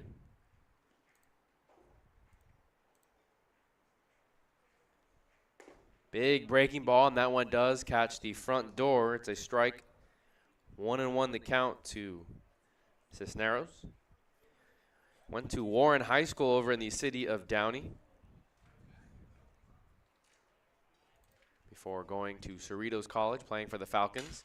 Hits this one on the ground, weakly to the shortstop. Hackworth makes a nice pick at it on the short hop and throws it over to J.C. Allen in time. 6-3 for out number 3. So the Barons do get a runner in scoring position over at second after the stolen base by J.J. Cruz. However, they are unable to capitalize. They still trail 3-1 as we head to the top of the 5th inning. And thanks for tuning in to Academy Barons Baseball. My name is Noah Alvarez. When we come back in the top of the 5th, it'll be 2-3-4 due up for the Orange County Riptide in just a moment.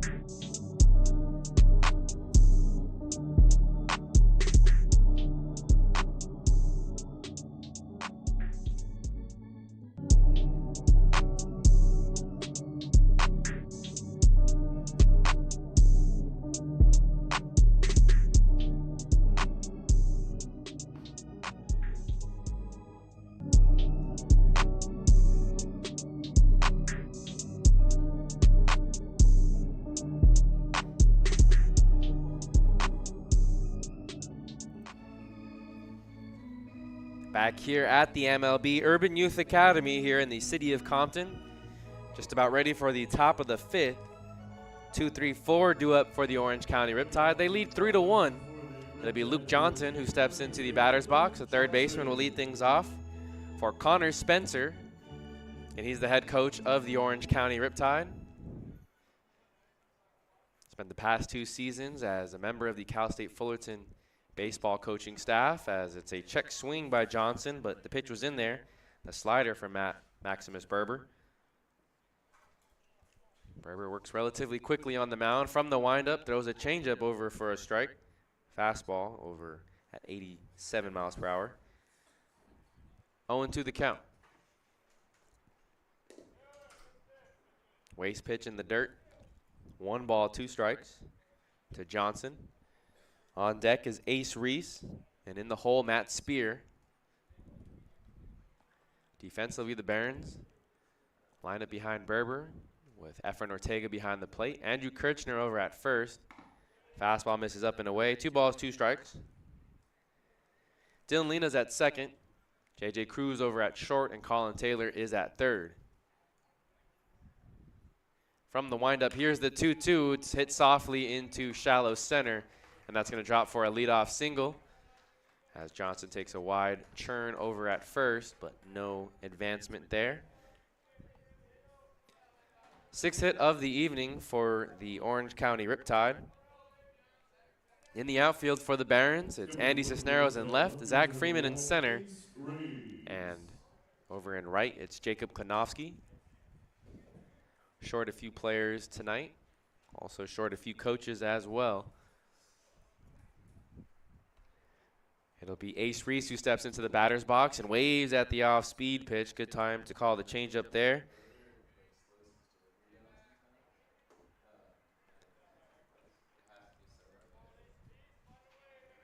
Berber now pitching from the stretch. This one hit into left field. Andy Cisneros comes in a few steps and to his right and gets it in quickly. So there's 1 out of the inning. Runner still on first. And that'll bring up the 4-hitter, Matt Spear. Spear's 0 for 2. Hit into a double play in his last AB. Also struck out in his first. Small lead over there by Luke Johnson. Another beautiful changeup there by Maximus Berber to get the first pitch strike on Spear. That was one in the dirt too. Efren Ortega working behind the plate.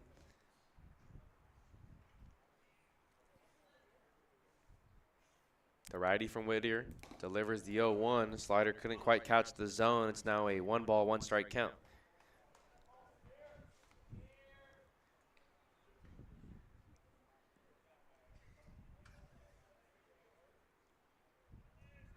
Runner takes off. Here's the throw down from Efren Ortega on a hop. The throw is in there in time. Efren Ortega guns out Luke Johnson. Caught stealing for out number 2. Nice pick there by J.J. Cruz, who played it on a hop and applied the tag down over at second. So now there's 2 outs in the inning. No one on base. Matt Spear awaits the 1-2.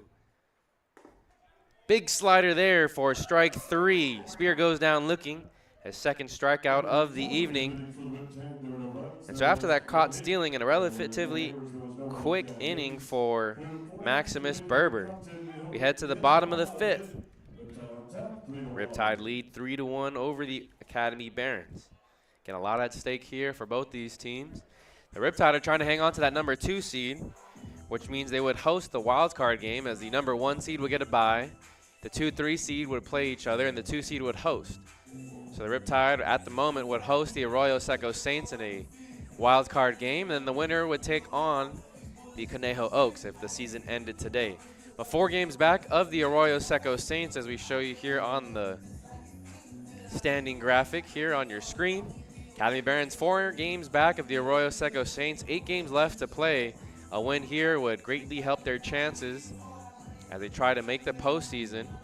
Again, just a reminder, Santa Barbara Foresters playing the NBC postseason, which is over in Wichita, Kansas. So they will not be playing in the California Collegiate League postseason. That frees up 1 more spot for one of these teams here. Again, the Saints currently in third place, but the Barons right behind them at 4 games back. That win last night, 8-6 was the final score as the Barons came out on top over the Saints. Was a huge one in keeping their postseason hopes alive. Okay, my name is Noah Alvarez. Just about ready for the bottom of the 5th inning. It'll be the top of the order. Dante Zamudio, Zach Freeman, and Andrew Kirchner.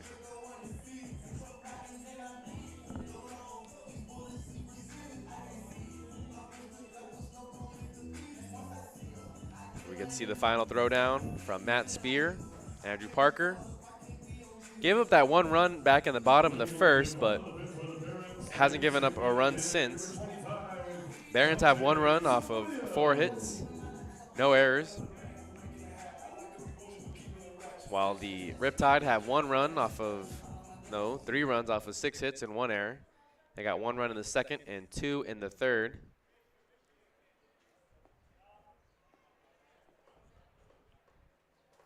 So Dante Zamudio will step into the batter's box. And is the 3rd AB here on the evening. Leadoff hitter for the first time for Kenny Landreau's squad. Andrew Parker pitching from the windup. First pitch smacked into left field for a leadoff single. Dante Zamudio gets the offense going here in the bottom of the 5th. Let's see if they can cash in on that runner. It's now the 5th hit of the ball game for the Academy Barons. Just a fastball that Andrew Parker let catch a lot of the plate. No one warming up for the Riptide, so looks like Connor Spencer will let Parker try and finish this inning out. Currently at 68 pitches. Throw over to first. A nice move there by Parker, but Zamudio's able to beat the tag. Again, the first baseman, J.C. Allen, holding the runner. Zach Freeman up to bat. Center fielder tonight for the Barons. Lofts this one into the air. Ace Reese is going over to his right and camps under it for out number 1. So a lazy fly ball. Out number 1. That'll bring up Andrew Kirchner.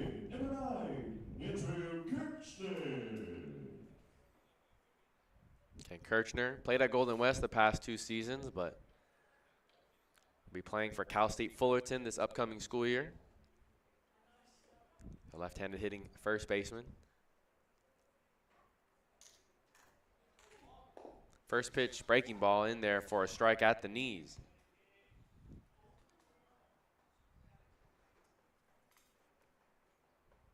Zamudio has a decent-sized lead over there at first. Here's the 0-1 from Andrew Parker. Fastball misses outside. 1-1 the count.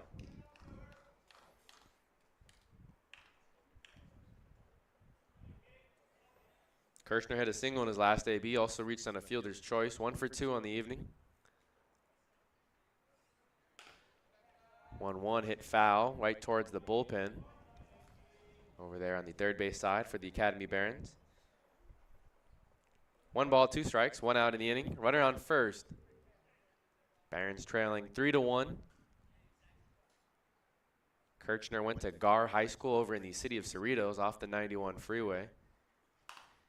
He hits this one high up into the air. It's going to drift foul, fortunately for him. So count will remain 1-2. Out of high school, Kirchner committed to UNLV, University of Las Vegas. Zamudio bluffed like he was going. The fastball misses outside. Spear lost it in the hand, and so couldn't even throw back to first. As Zamudio was kind of caught in no man's land. But fortunately for him, there was no throw back to first.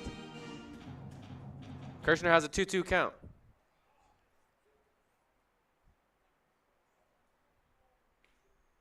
Here's the 2-2 from Parker, and it's a fastball that also misses outside. Runs the count full. On deck is the second baseman, Dylan Lena. Both Lena and Kirchner played the past 2 seasons at Golden West College. Runner takes off, and Kirchner fouls the fastball out of play.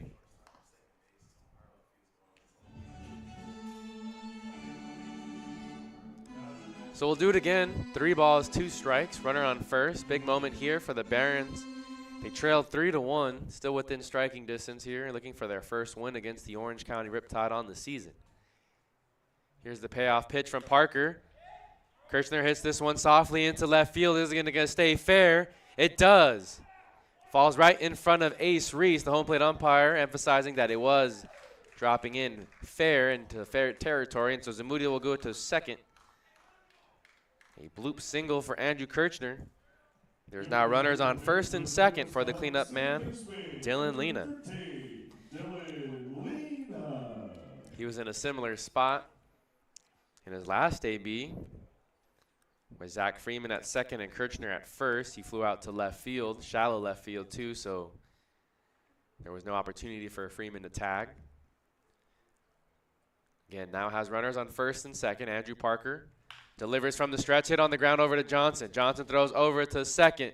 Going to be over to first in time. So a double play, 5-4-3 as the Riptide defense goes around the horn.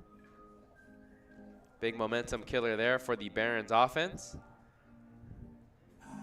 And it was a first pitch slider. Nice call there for the pitch by the Riptide and starter Andrew Parker. Barons still trail 3-1. Strand 1 runner on base here as we head to the top of the 6th. And thanks for tuning in to Academy Barons Baseball here on the Academy Barons Baseball YouTube channel. Only 2 more games remaining here on the season here at the MLB Urban Youth Academy. So if you can't make it out, you only have 2 more opportunities to do so, as the Barons will host the Oaks both on next Tuesday evening and then next Saturday. Both games scheduled to start at 6:05. Next Tuesday and next Saturday. Those are the next 2 games and the last 2 games of the season here at the MLB Urban Youth Academy. Looks like we're going to get a new pitcher, so Maximus Berber's day is done. So when we come back, we'll tell you not only about the new pitcher, but as well as Maximus Berber's final line in just a moment.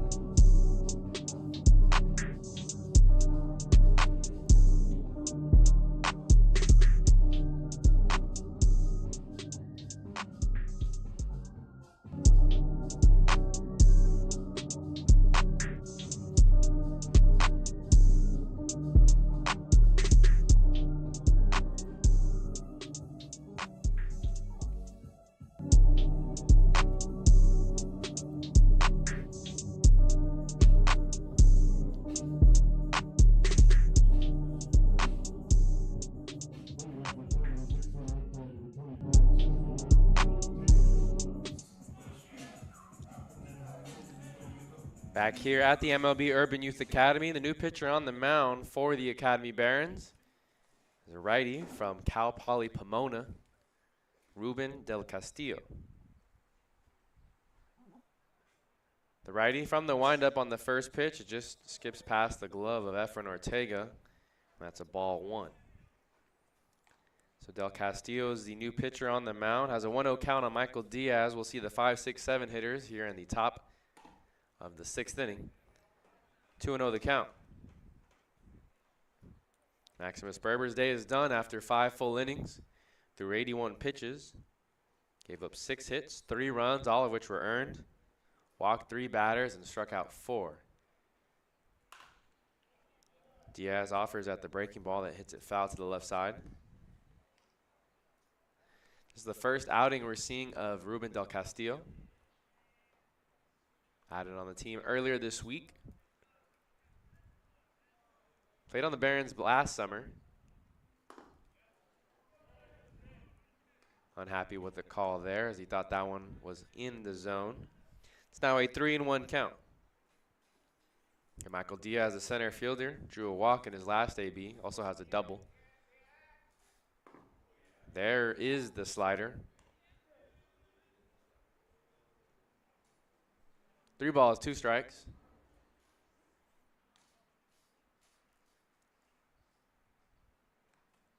Here's the payoff pitch from Del Castillo. And he gets Michael Diaz to go down swinging on the off-speed pitch just below the knees. A strikeout for out number 1.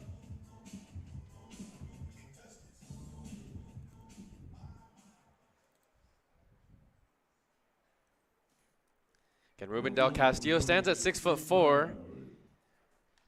He was a junior this past season, played at Wagner College in 2023, originally from the city of Diamond Bar. As he pumps a fastball at 92 past Jake Brown.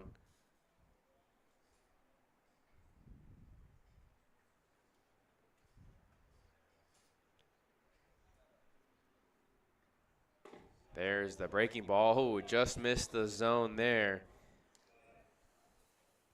1-1 the count to the right fielder.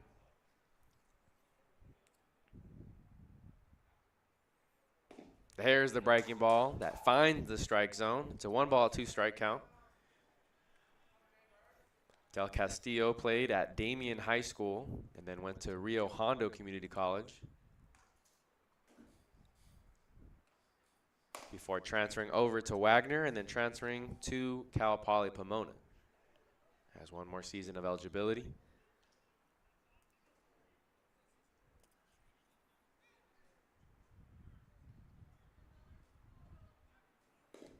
2-2 slides outside, and it's now a full count to Jake Brown.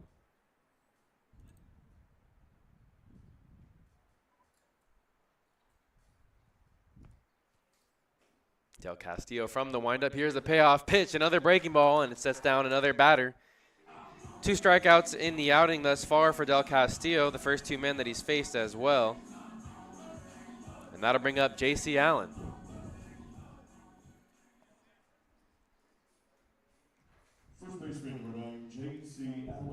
So J.C. Allen 0 for 1 on the evening. He also has a sac fly RBI that came across in the 2nd inning. Big curveball for strike 1. Showing off the arsenal here in his outing. First outing of the summer for the Barons. 0-1 is a fastball that misses up. 1-1 the count.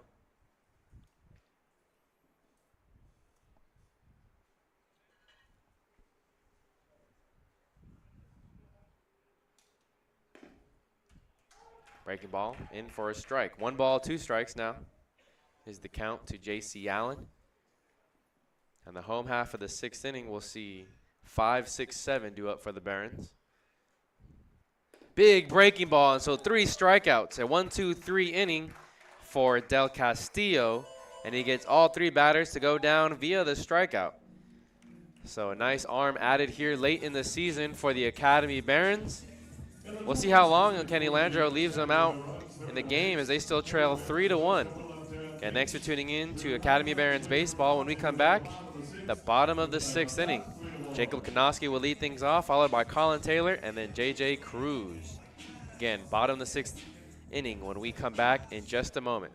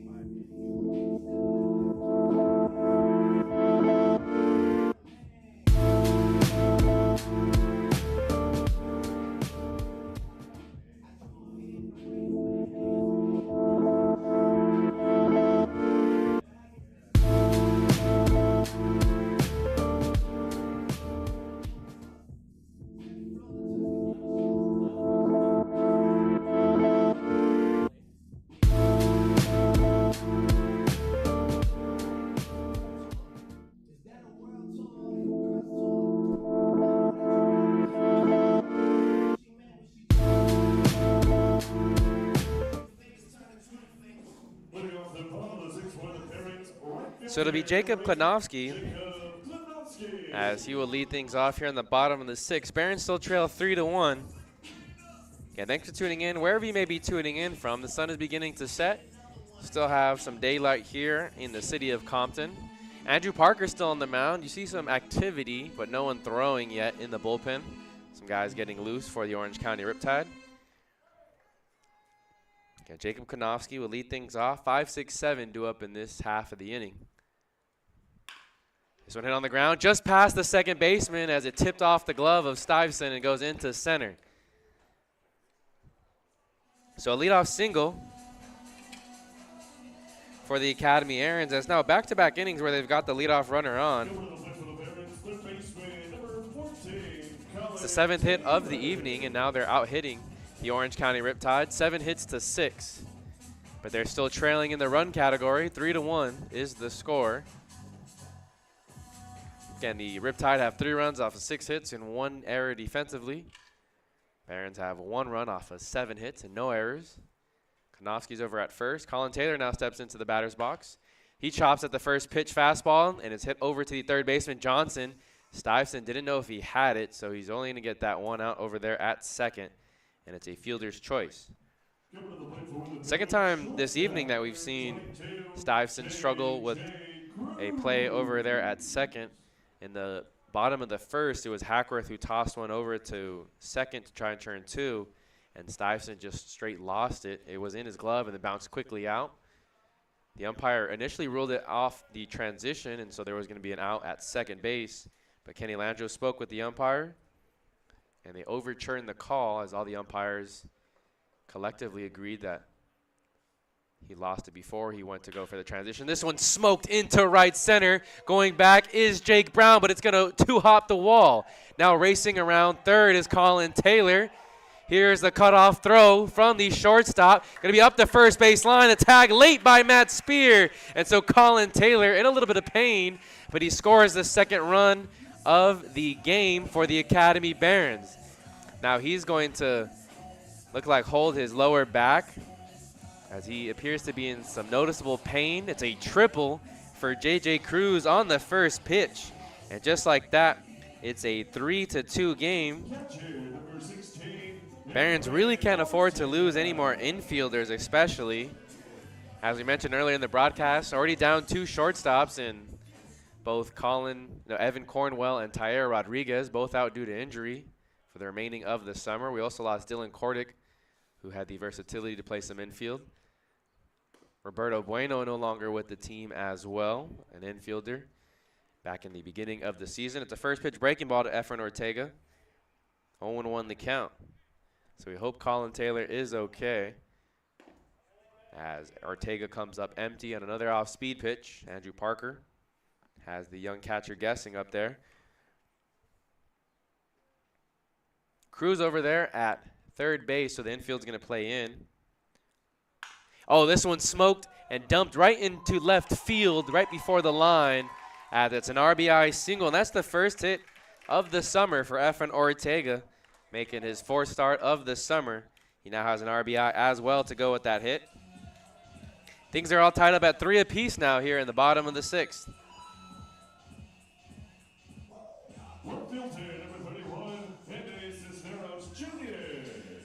So a slider that caught too much of the plate. Andrew Parker probably kicking himself there on the mound. 1 out and a runner on first, and it's a first pitch strike to Andy Cisneros.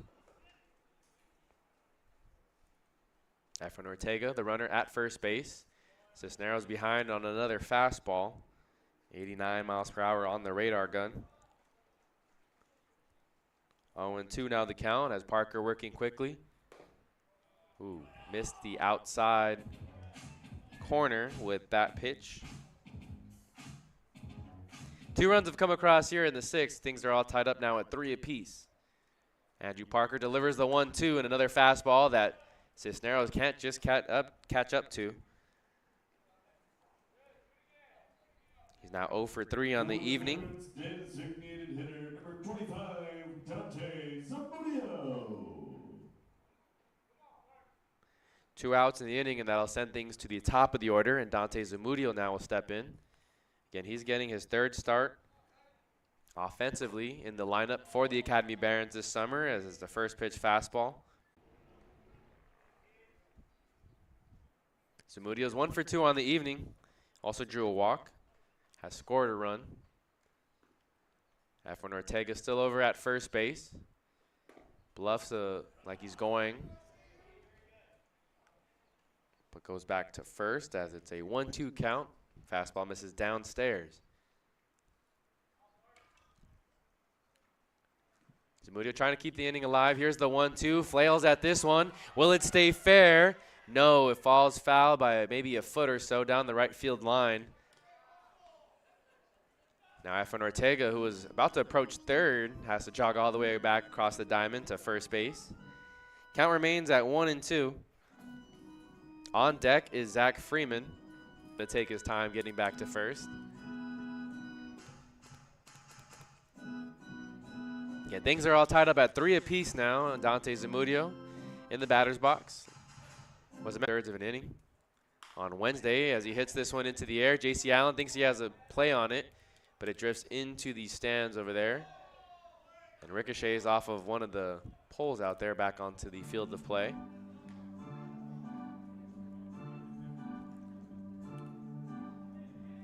So count will remain at 1-2. Zamudio is going to battle up there.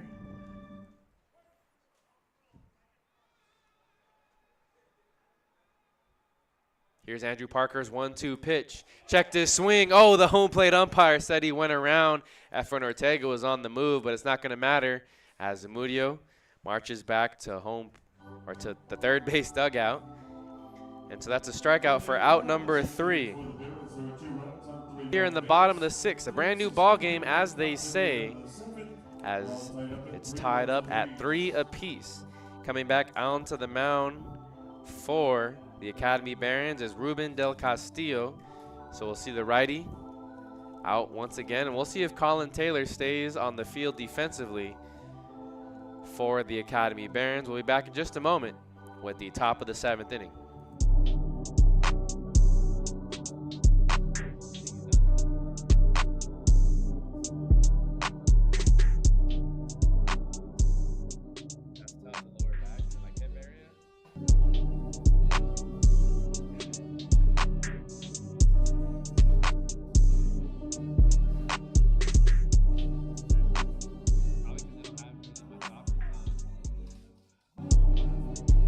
Seventh inning. Due up here for the Orange County Riptide is the 8-9-1 hitters. Again, things are all tied up at 3 apiece now after the Barons are able to get 2 runs in the bottom of the 6th. Again, my name is Noah Alvarez. Thanks for tuning in wherever you may be tuning in from. On the mound for the Academy Barons for a second inning of work is Ruben Del Castillo.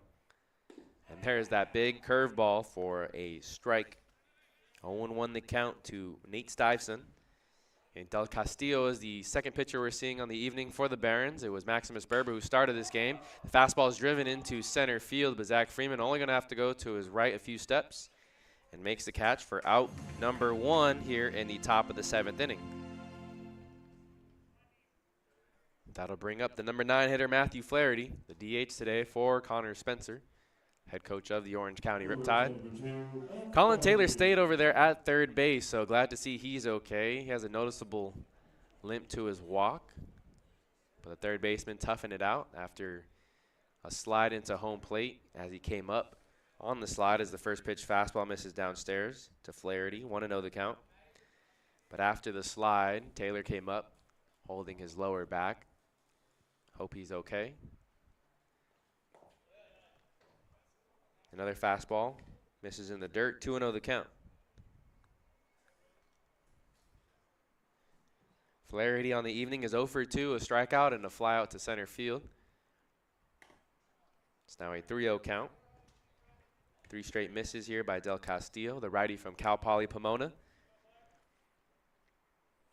Went to high school over at Damien High over in the city of Diamond Bar. Big curveball there for a strike. Not what you typically see on a 3-0 count, but whatever works for the righty.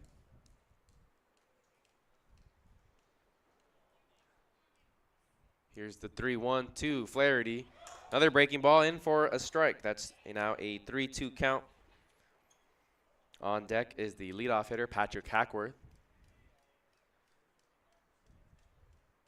Here's a payoff pitch, and the breaking ball misses outside. He started a little too far wide.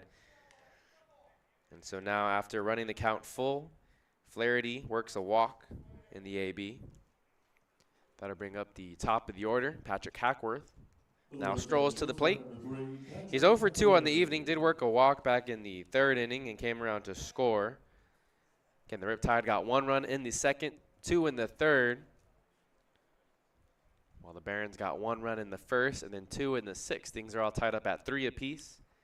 Small lead over there at first base by Flaherty, and the breaking ball misses downstairs.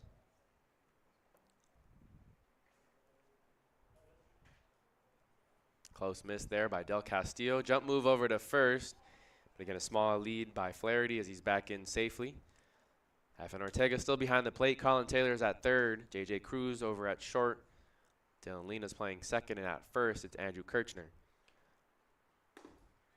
The breaking ball from Del Castillo's in for a strike. 1-1 now the count. In the outfield, it's Andy Cisneros in left. Zach Freeman in center. And Jacob Konofsky in right field. Big curveball over there, hit on the ground to second base. Lena's going to flip it over to J.J. Cruz. That's going to be the only out. Nice range there by Lena going to his left, and he had to spin and make the throw. A fielder's choice for Patrick Hackworth. 4-6 for out number 2.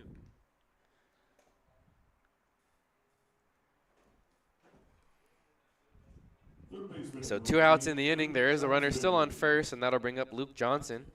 Luke Johnson has been a tough out at the plate for the Barons tonight. He's currently 3 for 3 with a double and 2 singles.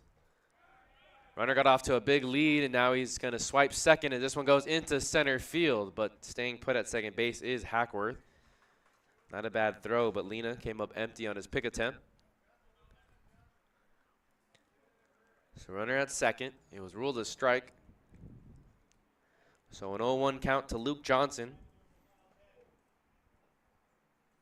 Johnson playing at Cornell University over in the Ivy League.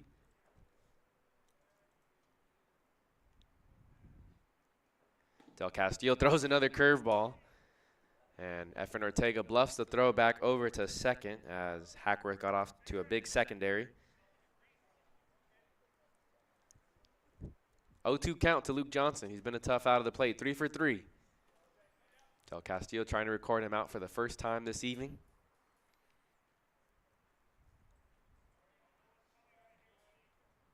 Here's the 0-2 from the righty. A fastball hit on the ground softly to the second baseman, Lena. Lena waits patiently for it, throws it over to first.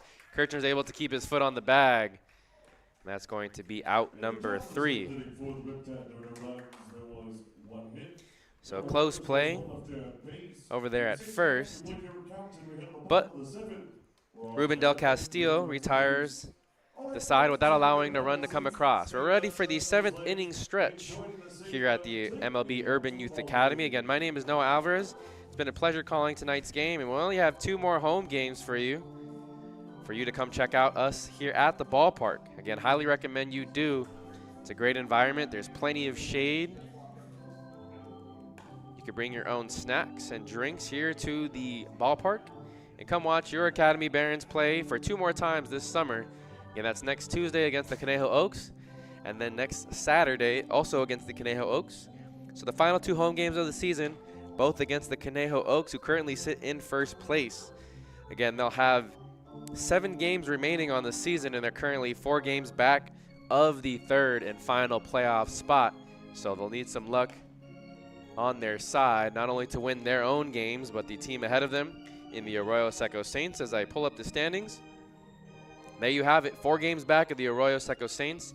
Again, if you're wondering why the Santa Barbara Foresters are there in second place currently in the current standings, they're going to play in the NBC playoffs over there in Wichita, Kansas. So that frees up a spot. The top 3 get in. The first seed gets a bye. In the Conejo Oaks, Orange County Riptide, and Arroyo Seco Saints would all make the postseason if it ended today. However, the Academy Barons are 4 games back of the Saints. They're trying to make things interesting with a late playoff push in the season. We have a new pitcher on the mound for the Riptide, so when we come back, we'll tell you about the new pitcher and have the final inning, or final outing, final line for the starter, Andrew Parker.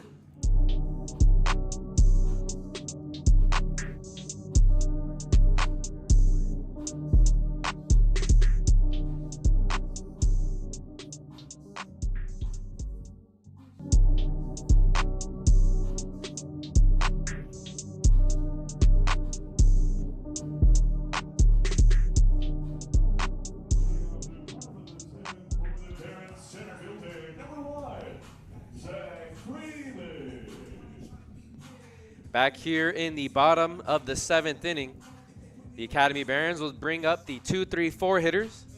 Zach Freeman will lead things off. And the new pitcher on the mound for the Orange County Riptide is the righty from Arizona State University, Jared Glenn. He pitches from the first base side of the rubber. Zach Freeman awaits the first pitch. 86 on the radar gun, but it misses high and wide. 1-0 the count. And things are all tied up at 3 apiece after the Barons were able to push across 2 runs in the bottom of the 6th.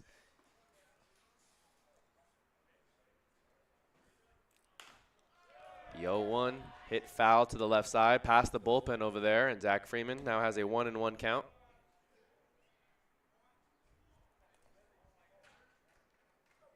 Jared Glenn slants at 6'4".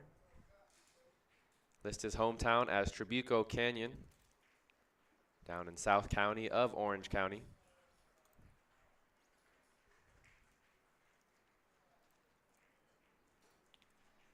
Here's the 1-1, and the fastball dotted on the inner half. Zach Freeman now down 1-2 in the count. And Jared Glenn, the second pitcher we're seeing on the evening for the Orange County Riptide. Andrew Parker's day is done after 6 complete innings of work. 1-2 hit right back to Jared Glenn, who sticks his glove out and makes the catch on the line drive for out number 1. Comebacker. Only 87 miles per hour off the bat. But nice reflexes there by the pitcher, Jared Glenn. Now to bring up the first baseman, Andrew Kirchner. Kirchner heading to Cal State Fullerton this upcoming school year. Played the past 2 seasons over at Golden West College for the Rustlers. And he waves at the breaking ball, comes up empty. 0-1 the count to the first baseman. Jared Glenn went to J. Sarah High School, a prominent private school over there in the city of San Juan Capistrano. Off the 5 freeway. The fastball is in there for a strike as well. Kirchner not happy with the call, but he's down 0-2.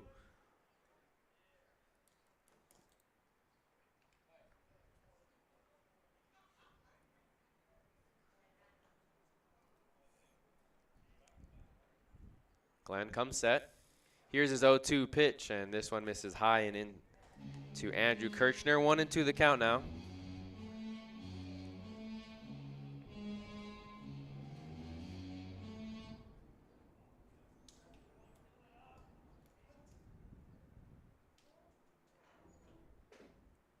One-two from Jared Glenn, misses down. Matt Spear was able to trap it. 2 balls, 2 strikes. Andrew Kirchner showing good discipline here.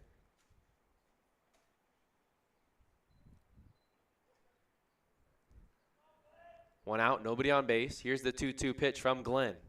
Fastball in on Kirchner's hand, and he muscles it out to left field. But Ace Reese is going to run to his right towards the left field line and record out number 2.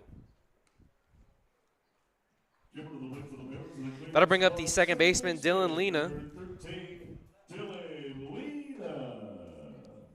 Lena's 1 for 3 on the evening. Had an RBI single back in the first. However, has flown out and then grounded into a double play in his 2 ABs since.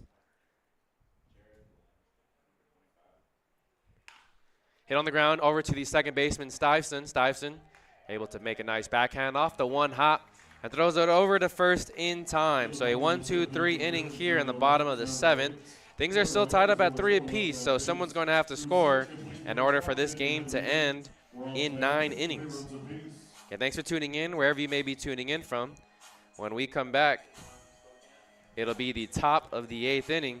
Ace Reese will lead things off. 3-4-5 due up for the visiting Orange County Riptide in just a moment.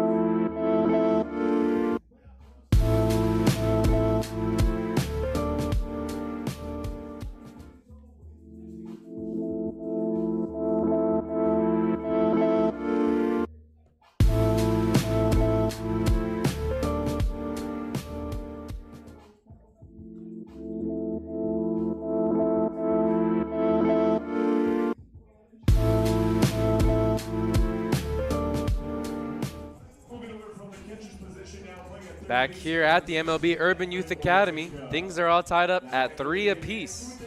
Thanks for tuning in. Play at a later date. We appreciate you for tuning in.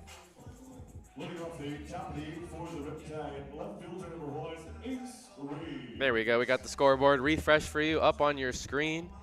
Things are all tied up at 3 apiece. Ace Reese will lead things off here as it's the 3-4-5 hitters, the heart of the order. Ruben Del Castillo still on the mound for the Academy Barons, the second reliever, second arm we've seen on the mound for the Academy Barons as he gets a first pitch fastball for a strike to the left fielder. Currently at 31 pitches after that one. Breaking ball hit on the ground over to Cruz at short. Plays it off a one hop.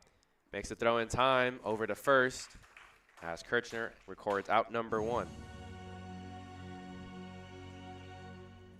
Again, as Maximus Berber, who started the game, went 5 innings. Ruben Del Castillo has only allowed 1 base runner in 2 innings of work, 2 1/3 now after getting that first out on the ground out. And that'll bring up the catcher, Matt Spear. Spear's 0 for 3 on the evening. Again, he watches a first pitch breaking ball and for a strike. He was one of 5 players for the Riptide to play in the showcase game. He got the start behind the plate for the South team as he waves at the changeup. It comes up empty. It's now an 0-2 hole for the catcher.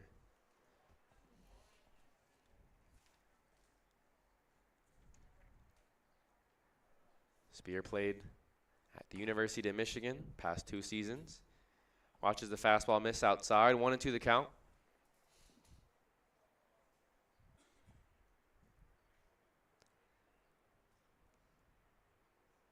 Del Castillo delivers the 1-2, a fastball that misses downstairs. We have some defensive substitutions to announce as well. Going to third is Efren Ortega, so Colin Taylor's night is done. Again, after the slide at home plate, came up looking like he maybe injured his lower back. Here's the 2-2, and it's foul tipped into the glove. Andrew Pyle, the new catcher, hangs on for out number 2. So again, that's the substitution as Andrew Pyle now behind the plate. Efren Ortega showing off his versatility and will be playing third base for the remainder of the game. 2 quick outs in the inning here, and Del Castillo will try and get Michael Diaz for out number 3 as he throws a first pitch below the knees and in the dirt. 1-0 the count. Diaz struck out swinging. He was the first man to face Del Castillo back in the 6th inning. It's now a 2-0 count to the center fielder. He's 1 for 2 on the evening. Drew a walk as well. Fastball misses outside. A 3-0 count to Michael Diaz, hitting from the left side. On deck is the right fielder, Jake Brown. And now the fastball catches the outer half. 3-1 as Ruben Del Castillo will have to work backwards. From the windup, here's the righty's 3-1, and it bounces off the dirt, and that's ball 4.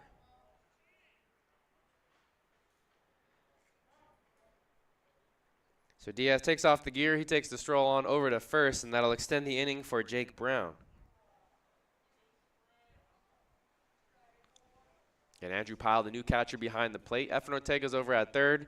J.J. Cruz is over at short. Dylan Lena's playing second, and at first base, it's Andrew Kirchner. He will hold the runner in the outfield from right to left.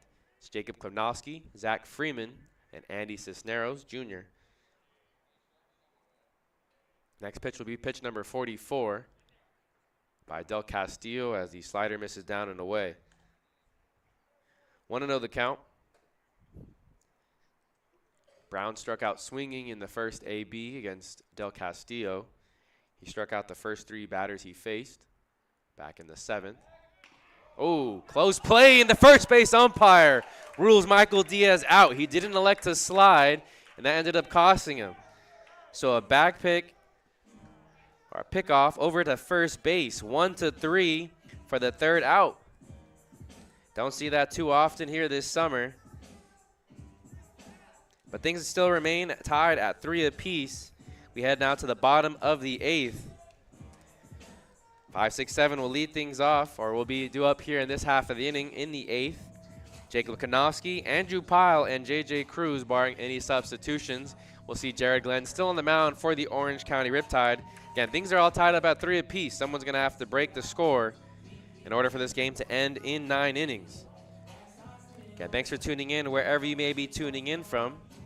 Bottom of the 8th inning in just a moment when we come back after this quick commercial break.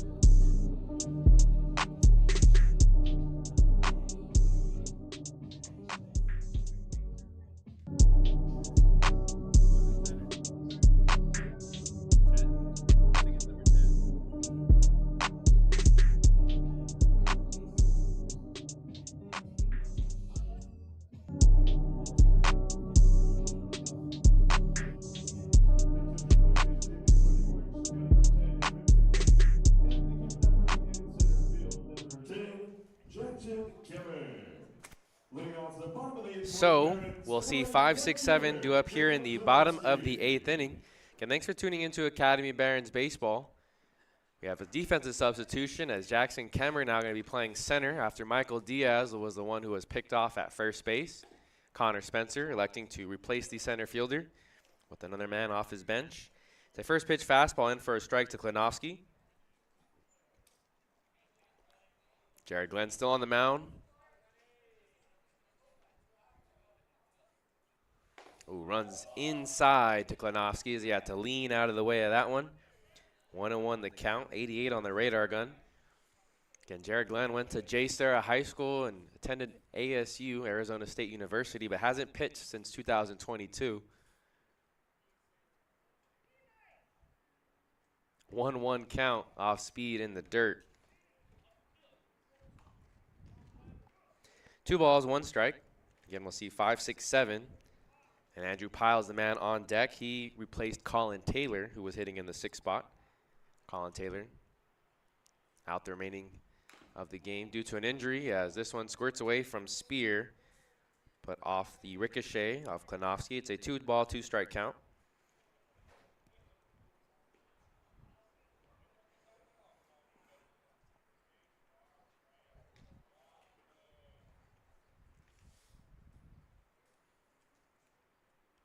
Two, nobody out, nobody on base. This one misses downstairs. Jared Glenn rearing back as he hit 90 on the radar gun there. Just below the knees there, and let's rule the ball. It's now a full count. 3 balls, 2 strikes to Klinowski, the outfielder from Cal State East Bay. Here's the payoff pitch. It's driven into right center field, and that could be extra bases for Klinowski. Nice route there taken by Jackson Kemmer. Here's a throw to second. The tag is not going to be in time as Hackworth was too far away from second base. Had Hackworth been there at second, he might have maybe had a play to make the tag down. Jackson Kemmer made a nice throw and cut it off before it got too deep into right center. But it's a leadoff double for the Academy Barons. And this is the bottom of the 8th inning. Things are still tied up at 3 apiece. So we could potentially have some late inning drama here at the MLB Urban Youth Academy. As the sun begins to set, see the changes in the color of the sky, and that'll bring up Andrew Pyle for the first time. The catcher awaits, and he watches the fastball in for a strike. 0-1 the count. Pyle's done really nice behind the plate defensively and also offensively as he hits .333 on the season, making his 13th appearance, has 12 starts on the year. It's a breaking ball that misses in the dirt, and Spear keeps it right there in front of him as Klinowski stays at second. 1 ball, 1 strike.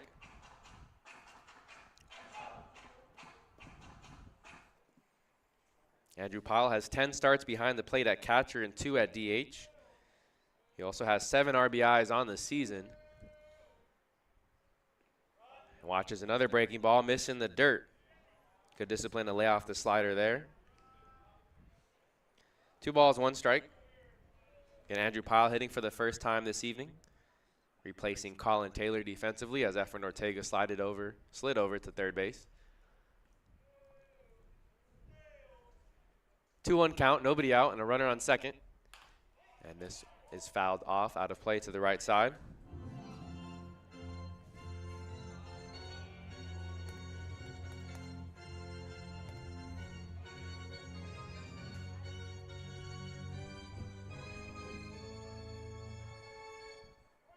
Two balls, 2 strikes to Andrew Pyle. On deck is the shortstop J.J. Cruz. Jared Glenn pitching from the stretch on the first base side of the rubber. Runner's going to try and take third. Here's the throw down from Spear, and no tag by Johnson. A risky decision there by Klinowski. Didn't get the best of jumps, but Matt Spear's throw is off target, and Johnson didn't apply a smooth tag down. There's now a runner 90 feet away. That's going to force the infield to come in for this 3-2 pitch against Andrew Pyle.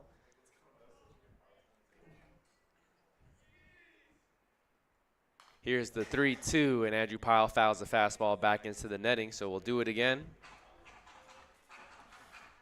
A couple guys getting loose over in the bullpen, but no one throwing just yet for the Riptide.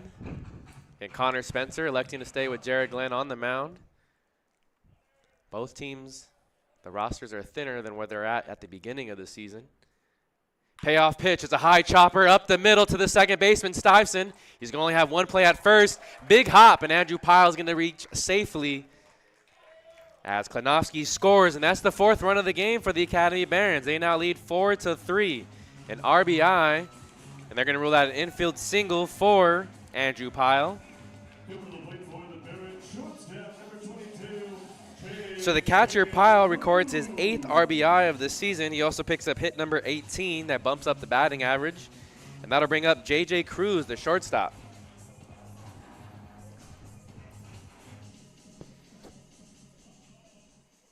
Again, nobody out, runner on first. Barons now have a 4-3 lead. They would only need to record 3 outs in the top of the 9th as J.J. Cruz lines this one right to third base coach Tank. And he is going to stay out there at third base, as the third base dugout is loving the toughness by the third base coach.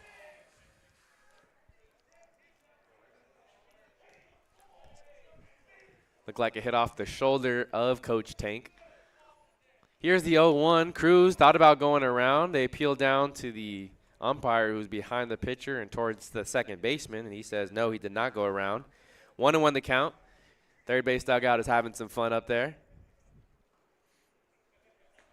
Wind blowing in from left field. Fastball missed outside. It's now a 2-1 count.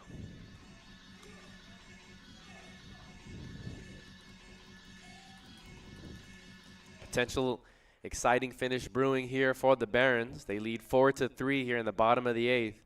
Still nobody out, and there's a runner on first. Cruz takes another fastball that misses outside. It's a 3-1 count. On deck is the catcher, well, now third baseman, Efren Ortega. Jared Glenn still on the mound. There is now someone throwing in the bullpen for the OC Riptide. This one hit right back to the shortstop. Off of one hop, flips it over to Stuyvesant. Stuyvesant throws over to first. So potential momentum killer there for the Barons. Only 2 outs in the inning, but it's a 6-4-3 double play. Coming to the plate for the Barons, third baseman, number 16, Efren Ortega. That'll bring up the third baseman now, Efren Ortega. Again, making the switch defensively from catcher to third. He's 1 for 3 on the evening in that single that came back in the 6th inning, as he watches the first pitch fastball miss upstairs. But that single was his first of the summer, also first RBI of the summer as well. So congrats to Efren Ortega, just graduated high school. As he can't catch up to the fastball there, it's a 1-1 count. Both he and Isaac Ocampo are 2 players that just graduated high school, playing on the Academy Barons summer ball roster here in 2024, making his 4th start of the summer. 1 ball, 1 strike. This one misses inside, almost hit Efren Ortega.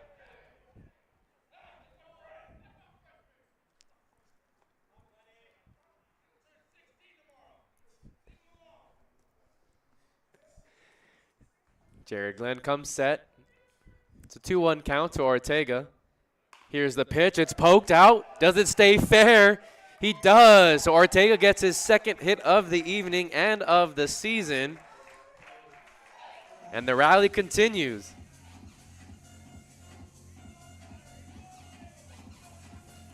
So things falling the way in favor of the Barons, and that'll extend the inning for the left fielder, Andy Cisneros.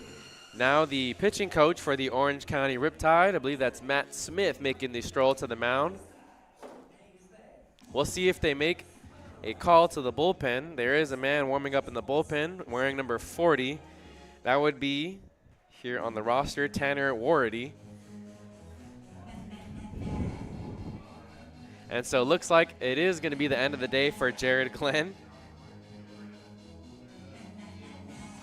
as Tanner Warady does make the stroll from the bullpen. Haven't seen the ball being taken away from Jared Glenn. Now Warady goes back to the bullpen. So Jared Glenn stays into the game after the mound visit. So there's 2 outs in the inning, and that'll bring up Andy Cisneros. Andy Cisneros needs one to fall his way. So no pitching substitution. Andy Cisneros will face Jared Glenn. The first time these two faced off. Actually, they haven't yet faced off, as Glenn came back into the game back in the 7th. It's the first time that Glenn is facing Cisneros tonight. He's 0 for 3. And Andy Cisneros comes up empty on the fastball.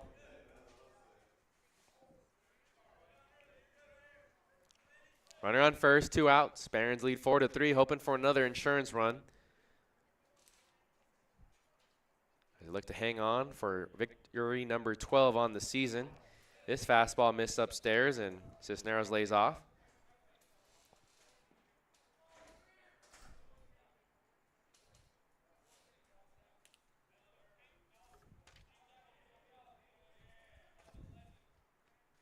Glenn delivers another fastball, and this one's fouled off the mask of Spear. Home plate umpire checked with Spear, and he seems to be okay, so he's going to stay into the game. It's a 1-2 count for Cisneros. Looks like Casey Molina is the arm warming up in the bullpen for the Barons, who would try and get the 3 outs in the top of the 9th. Due up in the top of the 9th for the Riptide is 6-7-8. Big breaking ball, and Cisneros lays off. Now a 2-ball, 2-strike count. 2 outs. There's a runner on first. Barons lead 4-3. Cisneros trying to find a way to send it back to the top of the order. 2-2, and he hits the fastball, foul into the net. Next pitch will be number 35 for Jared Glenn. Again, he came into the game back in the 7th inning, worked a 1-2-3-7. But gave up a leadoff double to Jacob Konofsky on a full count pitch. And Andrew Pyle was able to drive in the runner. This one misses in the dirt. And now taking off for a second is Efren Ortega. So a breaking ball spiked about 2 feet in front of home plate. Matt Spear let it hit the chest plate, but it ricocheted off to his left towards the third base dugout. It's now a full count.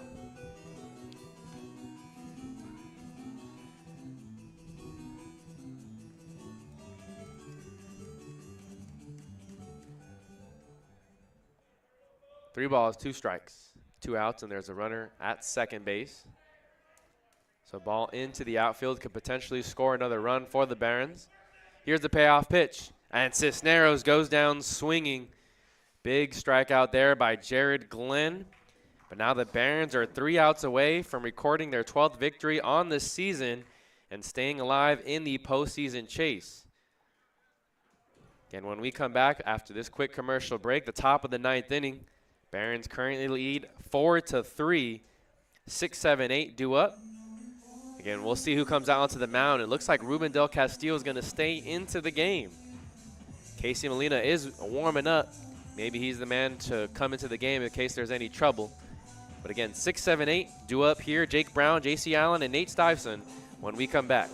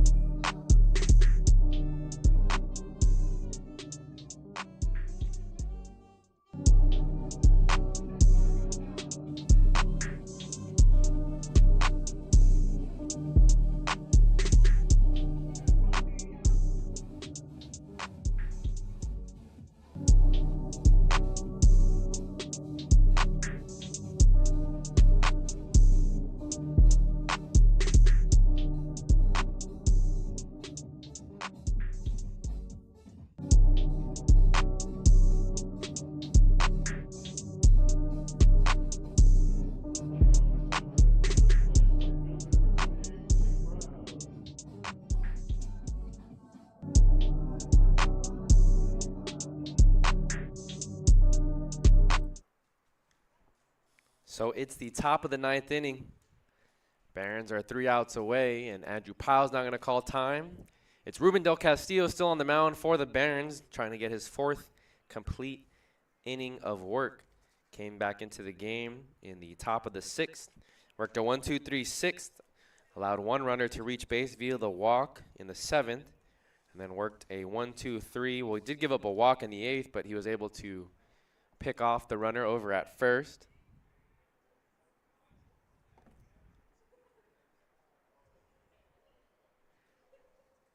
Again, Barons lead 4-3, scored that 1 run, the go-ahead run in the bottom of the 8th, thanks to a Jacob Konofsky double. When he got to third base, Andrew Pyle was able to drive him in. The first pitch curveball to Jake Brown for strike 1. Del Castillo would be awarded with the win if he was able to record all 3 outs here in the top of the 9th. Slider misses outside. 1 ball, 1 strike is the count.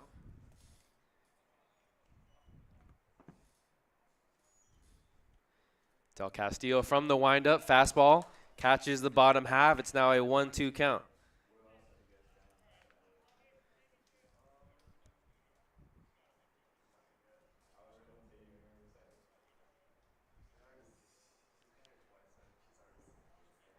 Here's the 1-2. The breaking ball is lifted up into the air into shallow center.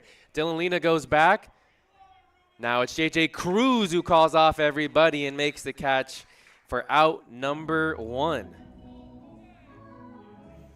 Again, the Barons are 11-17. This would be win number 12. The Riptide are 16-12.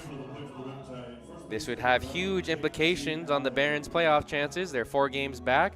Of course, they need some losses from the Arroyo Seco Saints, but they can do their part on their end. Ruben Del Castillo from the windup. Here's the first pitch. It's a strike. The fastball comes in at 90 miles per hour to J.C. Allen. J.C. Allen, again, played at Saddleback College, won a 3C 2A state championship this past spring. Fastball just a tad inside. It's a 1-1 count. He was a sophomore this past spring, so he will head to the University of California, San Diego, UCSD. The big breaking ball catches the zone. It's now a 1-2 count.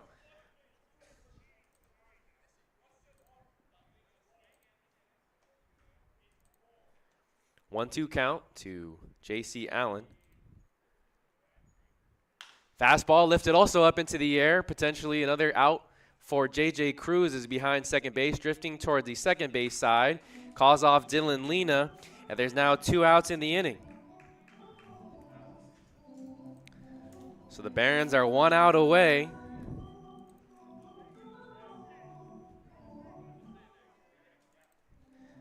Now it looks like stepping into the batter's box is a pinch hitter. Wearing number 38, he will hit for Nate Stuyvesant. It's Jack Hammond from Cal State Long Beach. Your attention, please. Pitch hitter to the game for the Riptide. Coming to the plate for number 7. So the Riptide are down to their final out, and head coach Connor Spencer wants to see somebody else.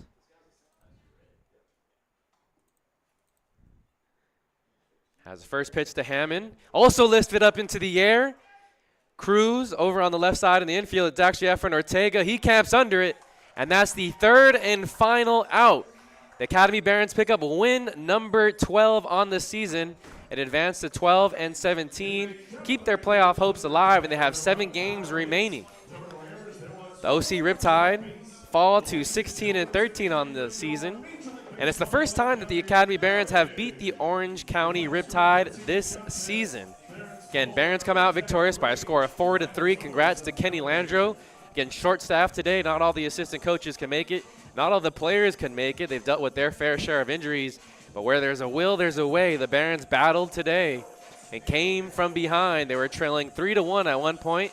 Got 2 runs in the 6th, 1 run in the 8th, and they now come out victorious by a score of 4-3.